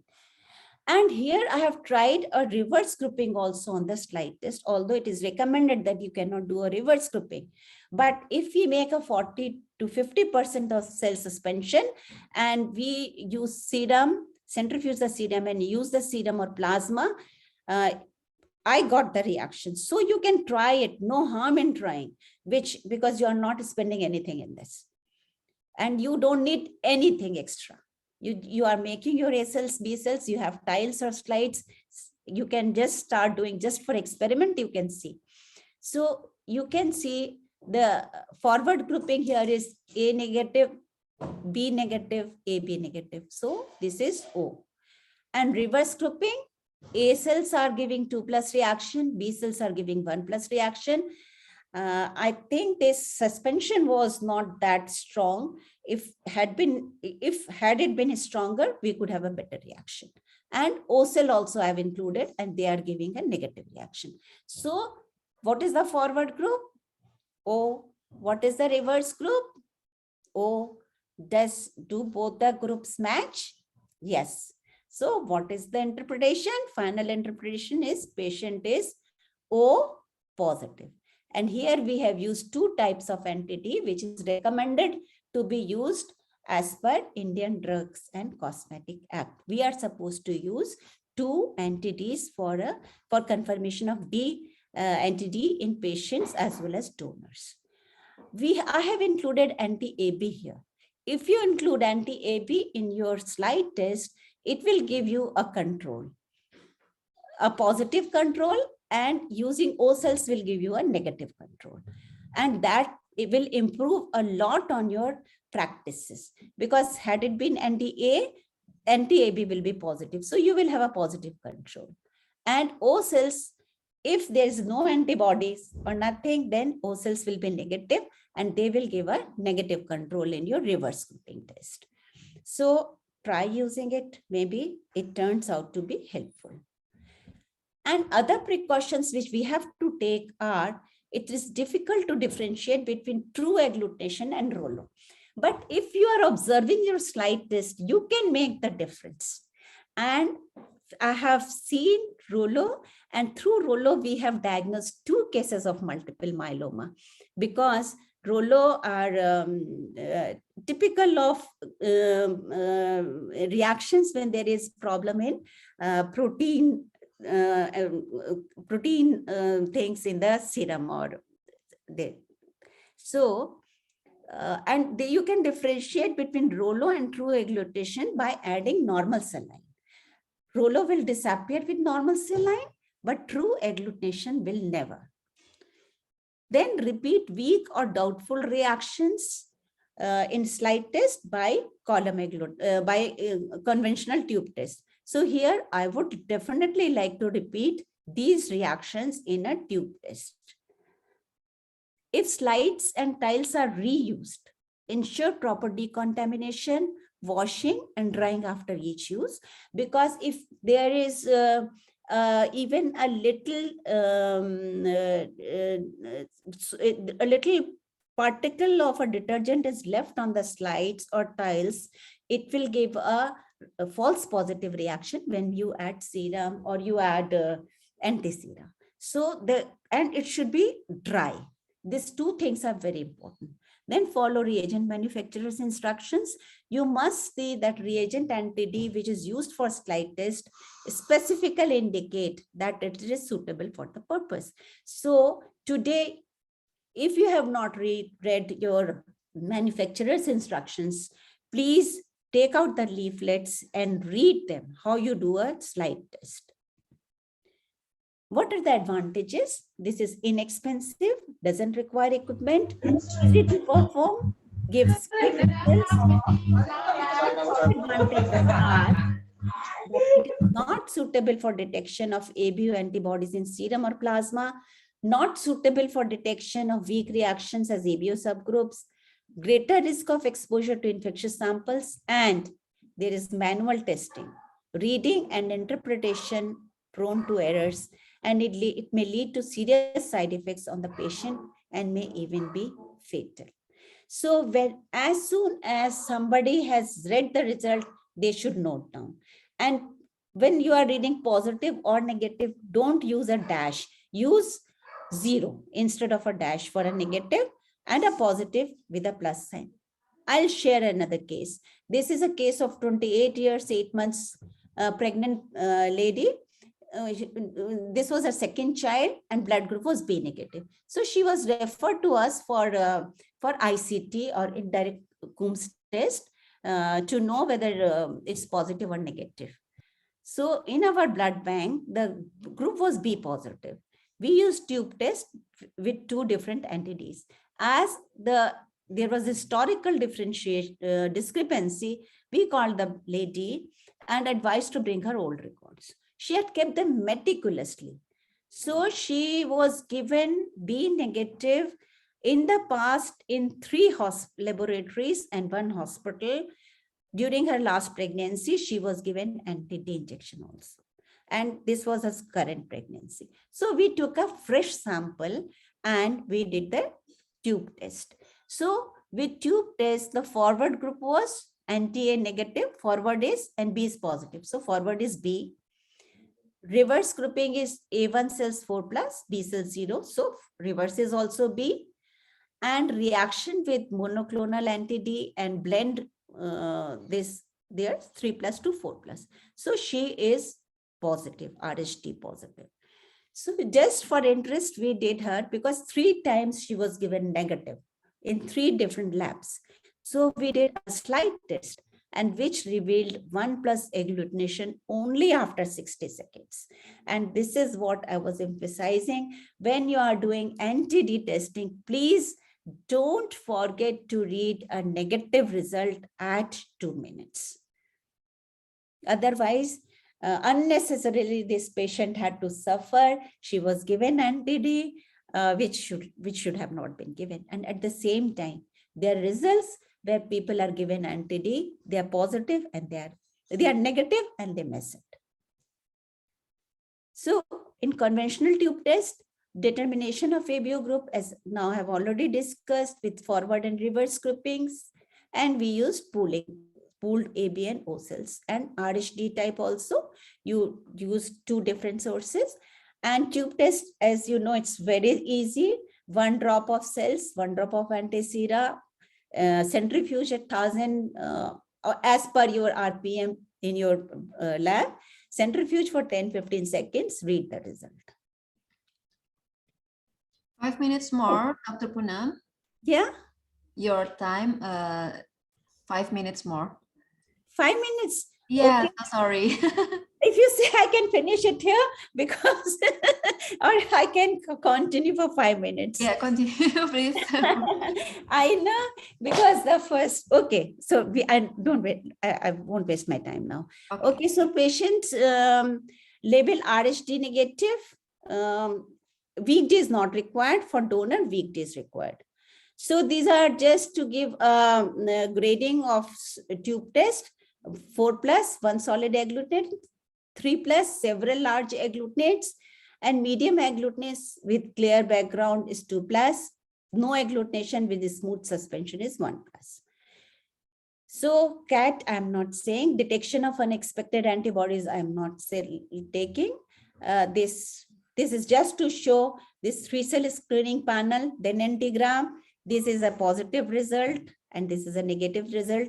If it is positive, go for panel 11 cell. And this is how you can, Dr. Mustafa has already taken. But here I will take little time in explaining for selection of blood. So we know the antigens are present on the patient's red cells, and depending on the presence or of antigens on the red cells and presence of antibodies in the plasma, we know what is the blood group. So if we have to give whole blood units, they must always be identical to the patient. But if we are giving component donor RBC, we have an alternative choice. And here the principle is that red cells must be compatible with antibodies in patient's plasma.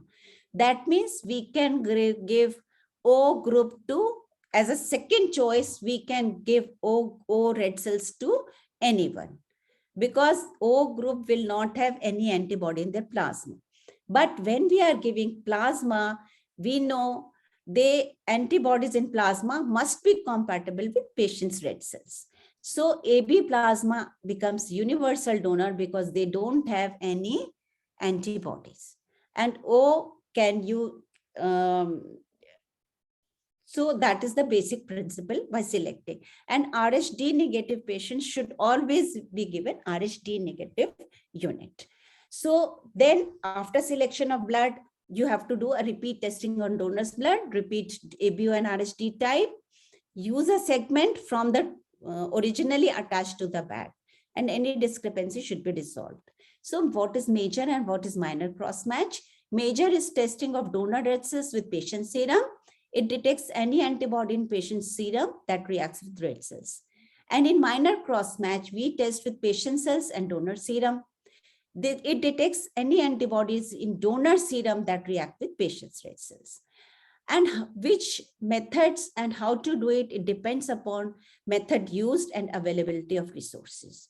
Slide or tile method is not acceptable since it carries a high risk of failing to detect an incompatibility between patient and donor. But still slide tests are doing so. We can think how to improve.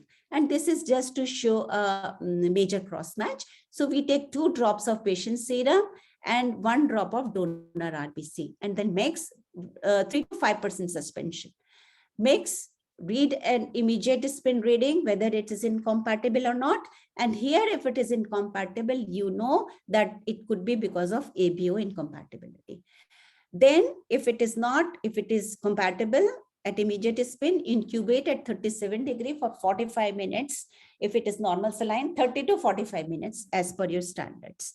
And then at 37, again take a reading and see if it is compatible or incompatible. Then if it is incompatible, do a good 3 times wash. And proper washing at this stage is very important, because any drop of plasma or serum remaining in the tube, and as soon as you add AG, it will give a false reaction. So after adding 2 drops of AG, see if it is compatible, you can issue. If it is incompatible, you cannot. So what should be the strategy? If you have all the things are available, that means your commercial screening cells, panel cells, AHG, list, rare anti-sera for antigen testing, it's an ideal situation. And you perform procedures, and if clinically significant antibodies are not detected, you can only do an immediate spin cross match and issue blood. But if the antibodies are detected, Dr. Mustafa has told what to do. Only major cross match can be done in this condition. But if antibodies are detected, then you have to do a AHG cross match and select units which are negative for that particular antigen against which the antibody has been formed. But if we don't have the facilities, we don't have commercial screening identification panel and rare anti-sera, but we have AHG. So we can use in-house pooled O cells for antibody screening and do this with tube saline AHG method. You can just pool 4 O group cells, 2 in one tube and label as O1, 2 in other tube and label as O2, and test the patient as per IAT, patients and serum with these pooled cells. If if antibody screen is negative, patient serum is cross-matched with ABO RHD matching donor units using IAT method. But if his screen is positive, and here I will say those who don't have facility, but those who have AG should adopt this. I have started doing this in 93 when we didn't have any facility, and we could very definitely prevent mismatched, or we could detect antibodies, although we could not identify. But we alerted the clinicians and averted the hemolytic transfusion reactions. Because if the antibody screen is positive, you can cross-match with several ABO and RHD matched donor unit, which is cross-match compatible. You issue that unit and instruct to transfuse slowly under monitoring, discuss with clinician, because it will provide an opportunity for him to be prepared for any adverse reaction during transfusion. and provide the best clinical management of the patient, and send the sample to reference laboratories for workup. That is also important, because I will share my experience in 1 minute. We had a case of Bombay phenotype here in Delhi. And in 94, 95, we didn't know that I can never get to see a Bombay phenotype blood here. And this person was incompatible with all the units.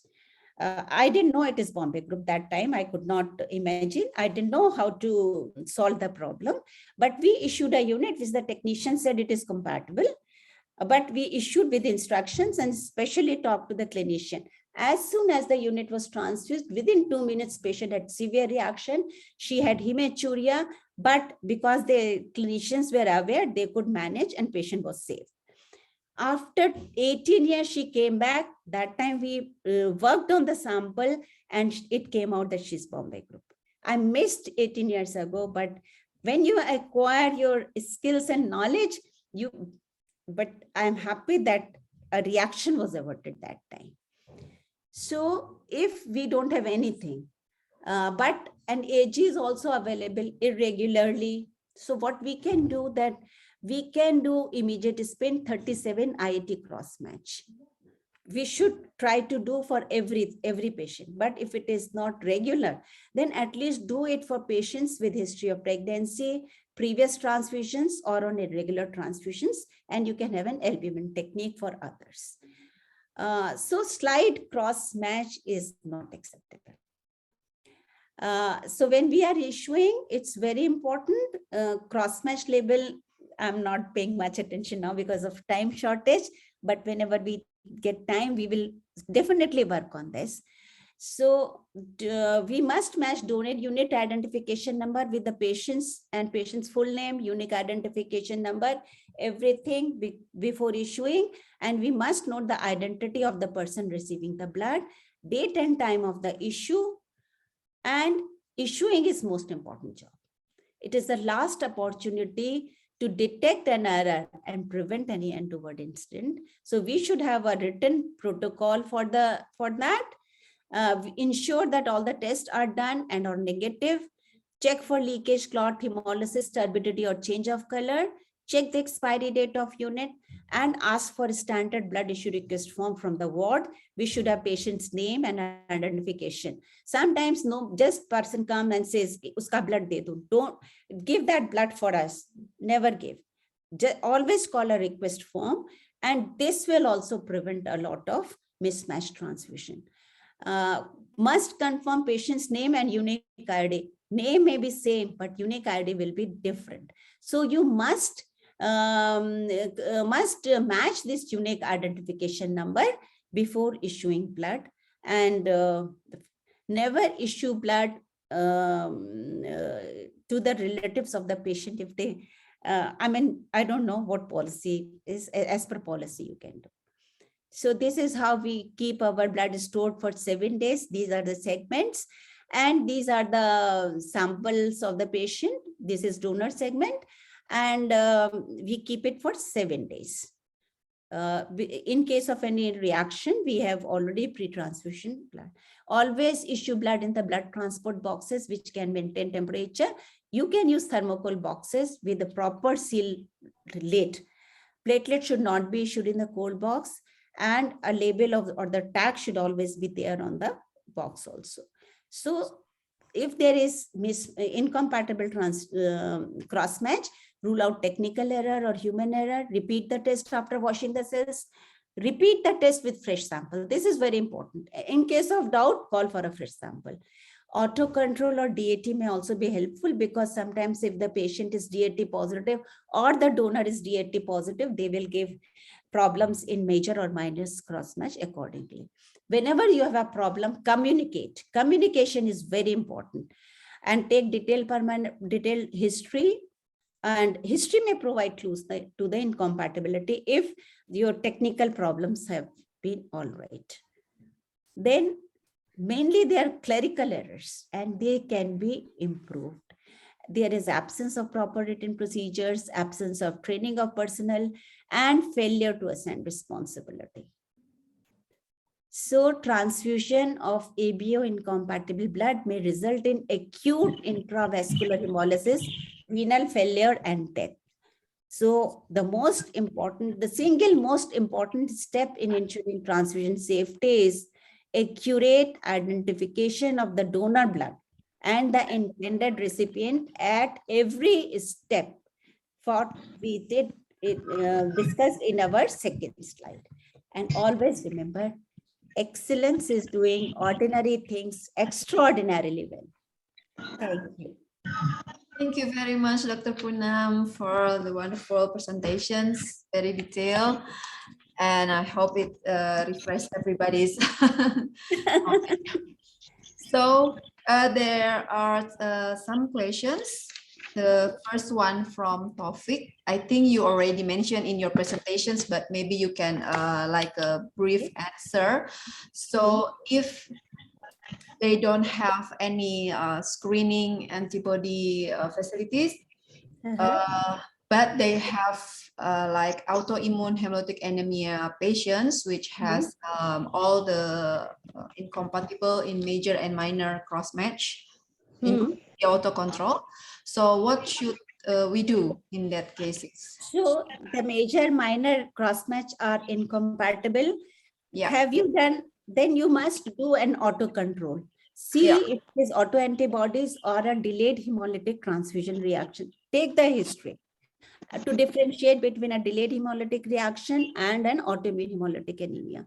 So the history will give you a clue. And auto control, if it is positive, even in DHTR, it will be positive.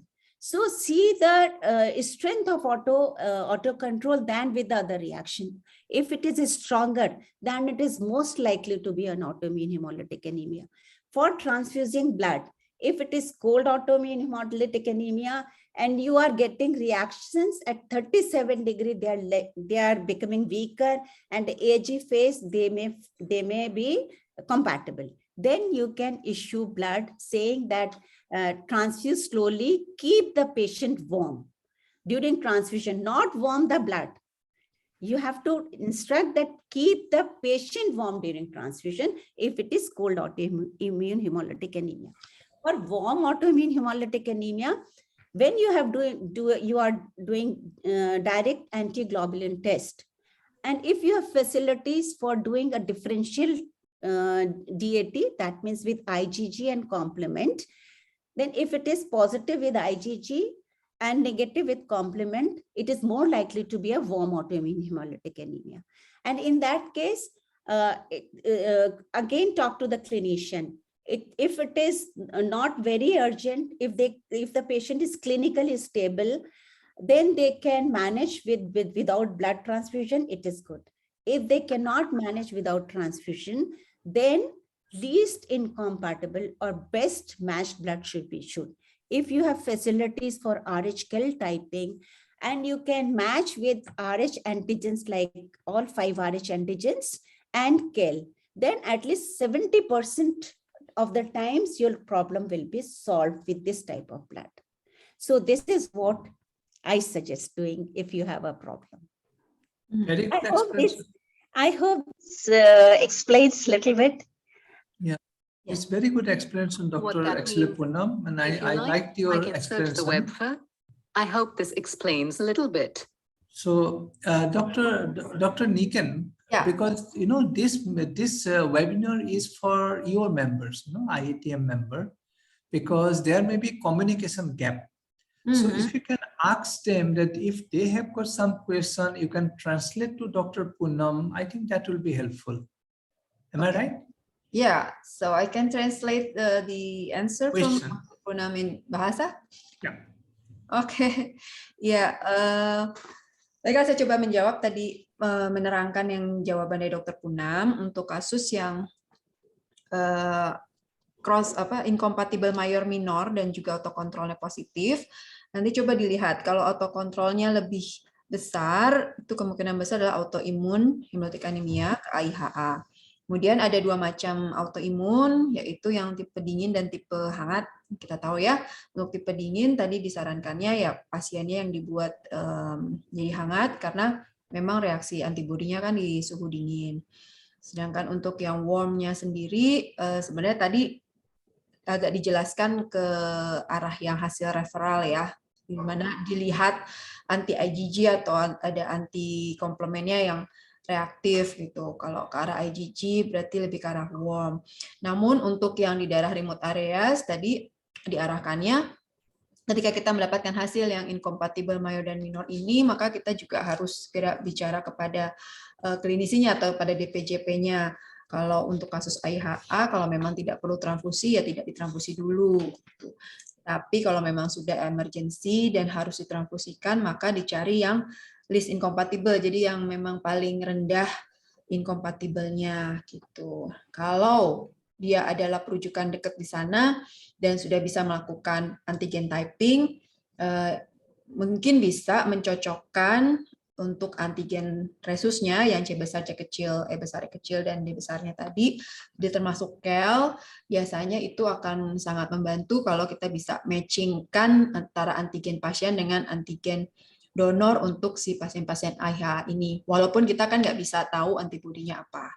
Kurang lebih seperti itu tadi jawabannya. Mungkin Dokter Ria atau Dokter Putri mau menambahkan, Dokter Robi, dari hasil terjemahan saya, Dokter Nova? Ada yang kurang kah? Oh, udah lengkap, Dokter Niken. Oh, Dokter Ria. Ya, tadi kalau sudah dicocokkan resus, ABO resus dan KEL itu sekitar 70% sudah tersolve ya problemnya, kurang lebih seperti itu. Karena itu biasanya yang clinically antibody kan. Gitu. Iya, betul. Mungkin Dokter Ria ada pertanyaan yang mau langsung ditanyakan, boleh Dok, silakan. Iya, tadi tuh sebenarnya pengen nanya yang itu, kalau ya sebenarnya mirip-mirip lah ya. Kalau pada pasien multiple transfusi kan biasanya banyak ya punya allo antibody. Kalau di sana tuh solve problemnya gimana gitu. Itu mungkin. Apa sih? Terima kasih. Saya coba tanyakan ya, Dokter Punam. Terima kasih. Terima kasih, Dokter Ria. Yes, there is an extra questions if you don't mind. No, not at all. If I can. Yes, this is from Dr. Ria. Dr. Ria is the director of the Central Blood Transfusion Center Indonesia. So we wonder from the Dr. Mujadab presentation, Mustajab presentation is his experience in Oman. How about in India? How you solve the multiple antibodies cases? Do you do like the absorptions or the extra selected cells, enzyme? What kind of test that you use to solve these cases? Okay, so in India also, there is very varied type of blood transfusion services. We have services where we are doing all the things in centers with excellent immunohematology facilities, but at the same times, in periphery, there are not much. In my blood bank, we are doing all the antibody screening and identification and solving multiple antibodies cases. And believe me, once you start doing things, the cases will start coming because you're not detecting. So we think they are not the cases. So once we started doing, we started getting a lot of anti-Ds. I'll talk of single antibodies first, and then I'll come to multiple antibodies.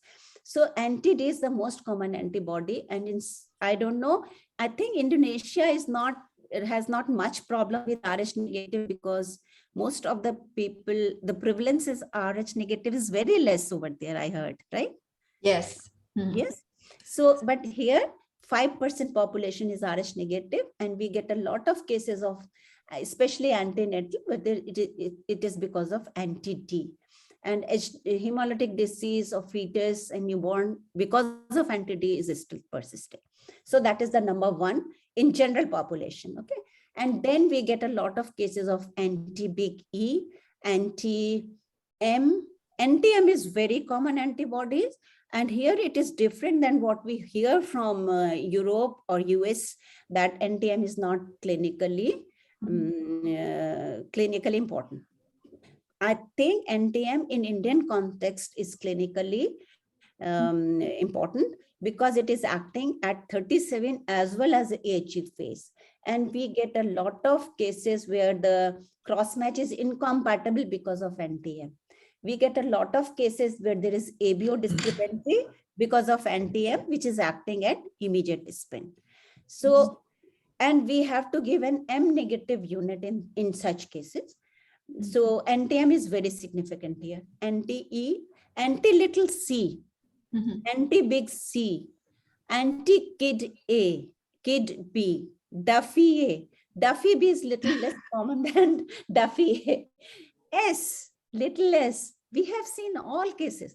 Then we have multiple alloantibodies in thalassemia patients. I have a patient who has 5 antibodies, and we have been providing blood to him since last 9 years. And for 1 unit, we have to screen at least 80 to 90 units for getting blood for him. But because now we are doing RHKL antibodies on all the donor units, so little c, big E is a very common combination where multiple antibodies are there. So when we are doing RH phenotyping of donor units, selection of units become very easy because 70% antibodies belong to RH or KEL group. As far as multiple antibodies are concerned, their combination one RH antibody is always there. Most of the times it is there, not always, but most of the time it is there. Then there are various combination of Duffy B, Kid A, Kid B and Duffy A. Yes, RH, KEL or Duffy. The most of the combinations are like this. Similarly, we see a lot of cases of high antibody against high frequency antigen.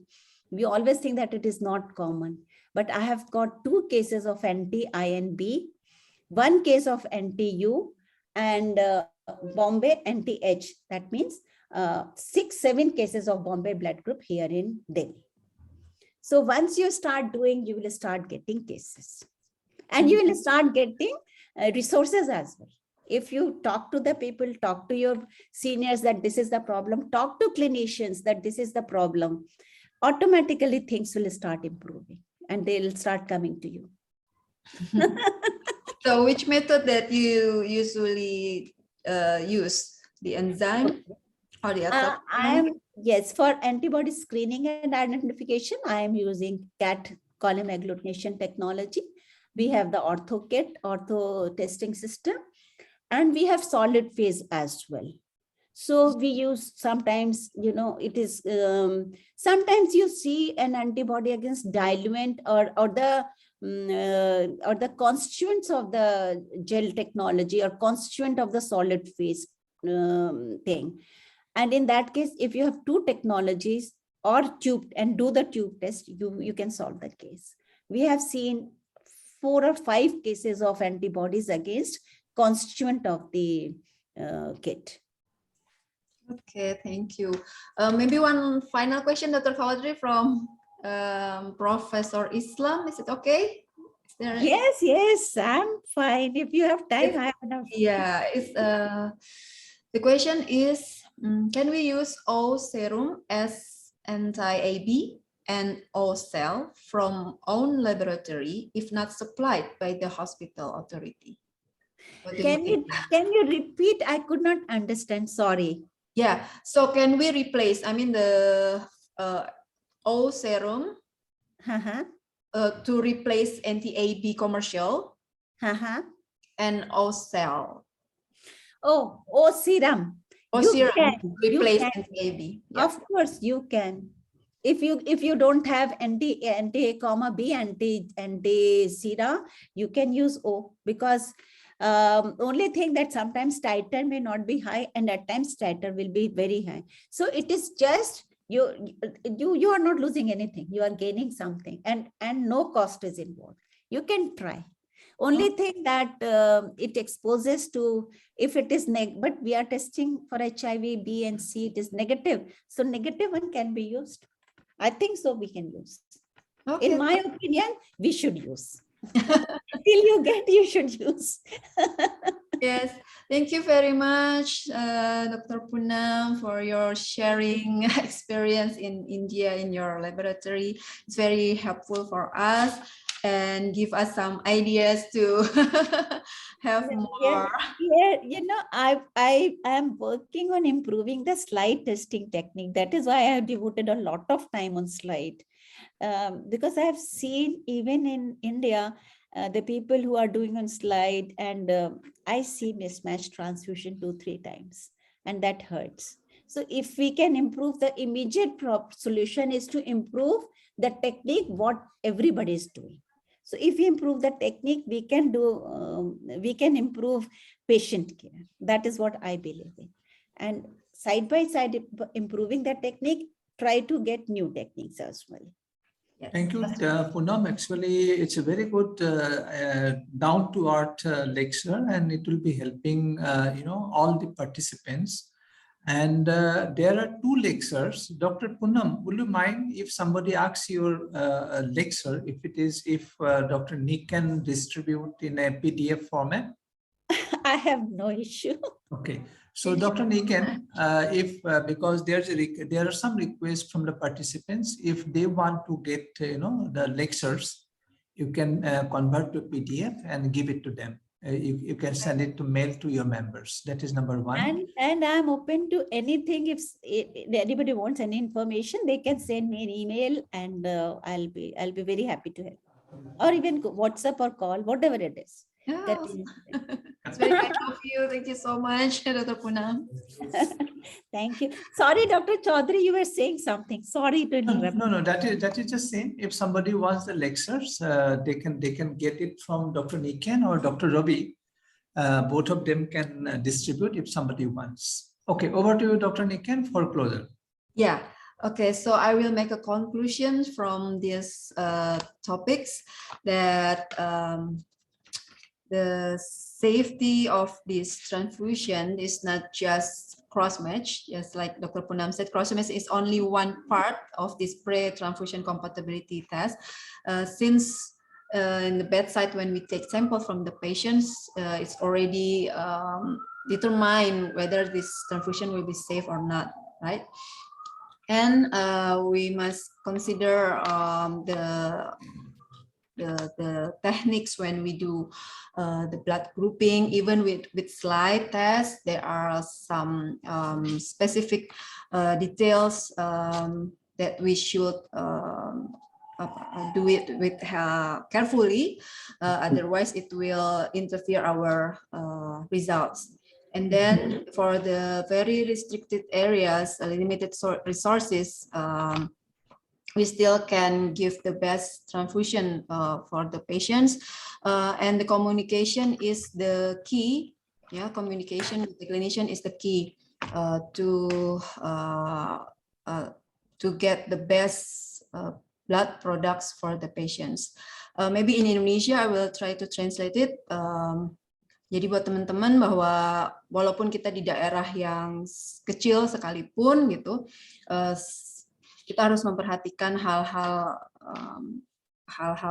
sedetail mungkin dalam pemeriksaan kita. Tadi mulai dari kalaupun masih ada yang memakai slide tes kaca yang harus dicuci ulang gitu ya, itu juga harus benar-benar diperhatikan kebersihannya. Terus bagaimana Pak untuk mengaduknya pun, slide test juga seperti apa sih yang kita pakai untuk mengaduk, itu juga dapat mempengaruhi dari hasilnya. Jadi teman-teman jangan menganggap sepele. Terus sama juga untuk pemeriksaan golongan darah, dari forward dan reverse-nya terutama juga harus dilakukan supaya kita bisa mendapatkan hasil pemeriksaan golongan darah yang tepat. Karena kalau golongan darahnya salah itu sudah fatal sekali, nanti bisa berakibat kepada pasiennya. Nah, untuk kasus inkompatibel sebaiknya dikomunikasikan dengan dokternya supaya juga sama-sama dapat sepakat untuk memberikan darah apa yang terbaik untuk pasiennya. Mungkin saat ini kita tidak mempunyai sumber daya yang cukup, tetapi seharusnya kita bisa terus meningkatkan sumber daya tersebut dengan berkomunikasi dengan direktur rumah sakitnya misalnya, atau dengan kepala UTD PMI-nya, walaupun di daerah yang terpencil, minimal dengan tube test saja kita juga sudah bisa meningkatkan keamanan dari transfusi tersebut. Ya, mudah-mudahan bisa dipahami dari dua presentasi hari ini. Mohon maaf bila ada yang kurang, mohon maaf bila ada yang kurang berkenan. Mungkin kami akhiri sampai sini. So once again, thank you very much, Dr. Poonam, for your excellent presentation, and Dr. Chaudhry for the opportunity for us to collaborate with the AATM. I'm sorry if there is some. Everything is fine. The last part is left. The vote of thanks by Dr. Ravi. Yes, and then I will hand it over to you, Dr. Chaudhry, to close this meeting with Dr. Ravi. Thank you very much. Dr. Ravi, he can directly come and say the vote of thanks. He can speak in Indonesian, no? Your language. Hi, Dr. Ravi. Yes. Hi, Dr. Chaudhry. Okay, yeah. I will talk in English first. Very nice, excellent webinar this afternoon. I think the best issue, I think, about the immunohematology best practice. I think so. The participant is almost 200%, and stay. the participant is 191. Is the highest the highest number I see in the Zoom participant. So this is a very good initiative for us between AATM and Indonesia Association Troubleshooting of Medicine. So many thanks to Dr. Poonam, Dr. Mustuba, and especially Dr. Chaudhry and Dr. Niken as moderator today. So on behalf of Indonesian Red Cross Blood Center, many thanks, and we hope will be continue for this cooperation between us. Yes. So banyak informasi. I will talk in Indonesia. Yes. Teman-teman semua, banyak informasi yang penting tadi bisa disampaikan, khususnya tadi Dr. Poonam ya, untuk kasus-kasus imunohematologi yang ada di daerah kecil. Jadi jangan berkecil hati ya, di daerah remote area atau di daerah terpencil. Kita tetap bisa, ada beberapa strategi tadi ya, ada 4 strategi ketika kita menghadapi kasus-kasus dengan keterbatasan alat dan peralatan. Dan yang penting tadi juga sudah disampaikan oleh Dr. Niken mengenai walaupun pakai slide test, tapi slide testnya yang benar gitu kan ya, jangan slide testnya asal-asalan gitu kan, masih bisa pas walaupun memang sangat minimal sekali ya slide test itu, tapi tetap harus dioptimalkan penggunaannya. Lihat lagi cara instruction guideline-nya kan, baca lagi, diperhatikan lagi. Mungkin kita selamanya ada yang terlewat ya, ada yang miss, seolah-olah slide test itu istilahnya disepelekan gitu kan, sehingga hasilnya tidak dipercaya kadang-kadang. Tapi tetap kita upayakan secara optimal dengan penggunaan fasilitas yang ada di ITD teman-teman semua. Ya, mudah-mudahan teman-teman bisa lanjut lagi nanti kegiatan-kegiatan ini, webinar ini. Terima kasih Dr. Niken dengan PDTDI. Dan bisa lanjut kembali nanti dengan tema-tema yang lebih menarik lagi tentunya. Demikian mungkin. So many thanks Dr. Chaudhry. Yeah. So okay, we have received about the formula, and we will send it to the participants. Okay. Let us know when you want the next program. We'll go ahead. Okay. Thank you, Dr. Niken, Dr. Ravi, Dr. Nova, Dr. Ria. Okay, thank you. Take care. Bye. Thank you everyone. Bye. Bye. Thank you.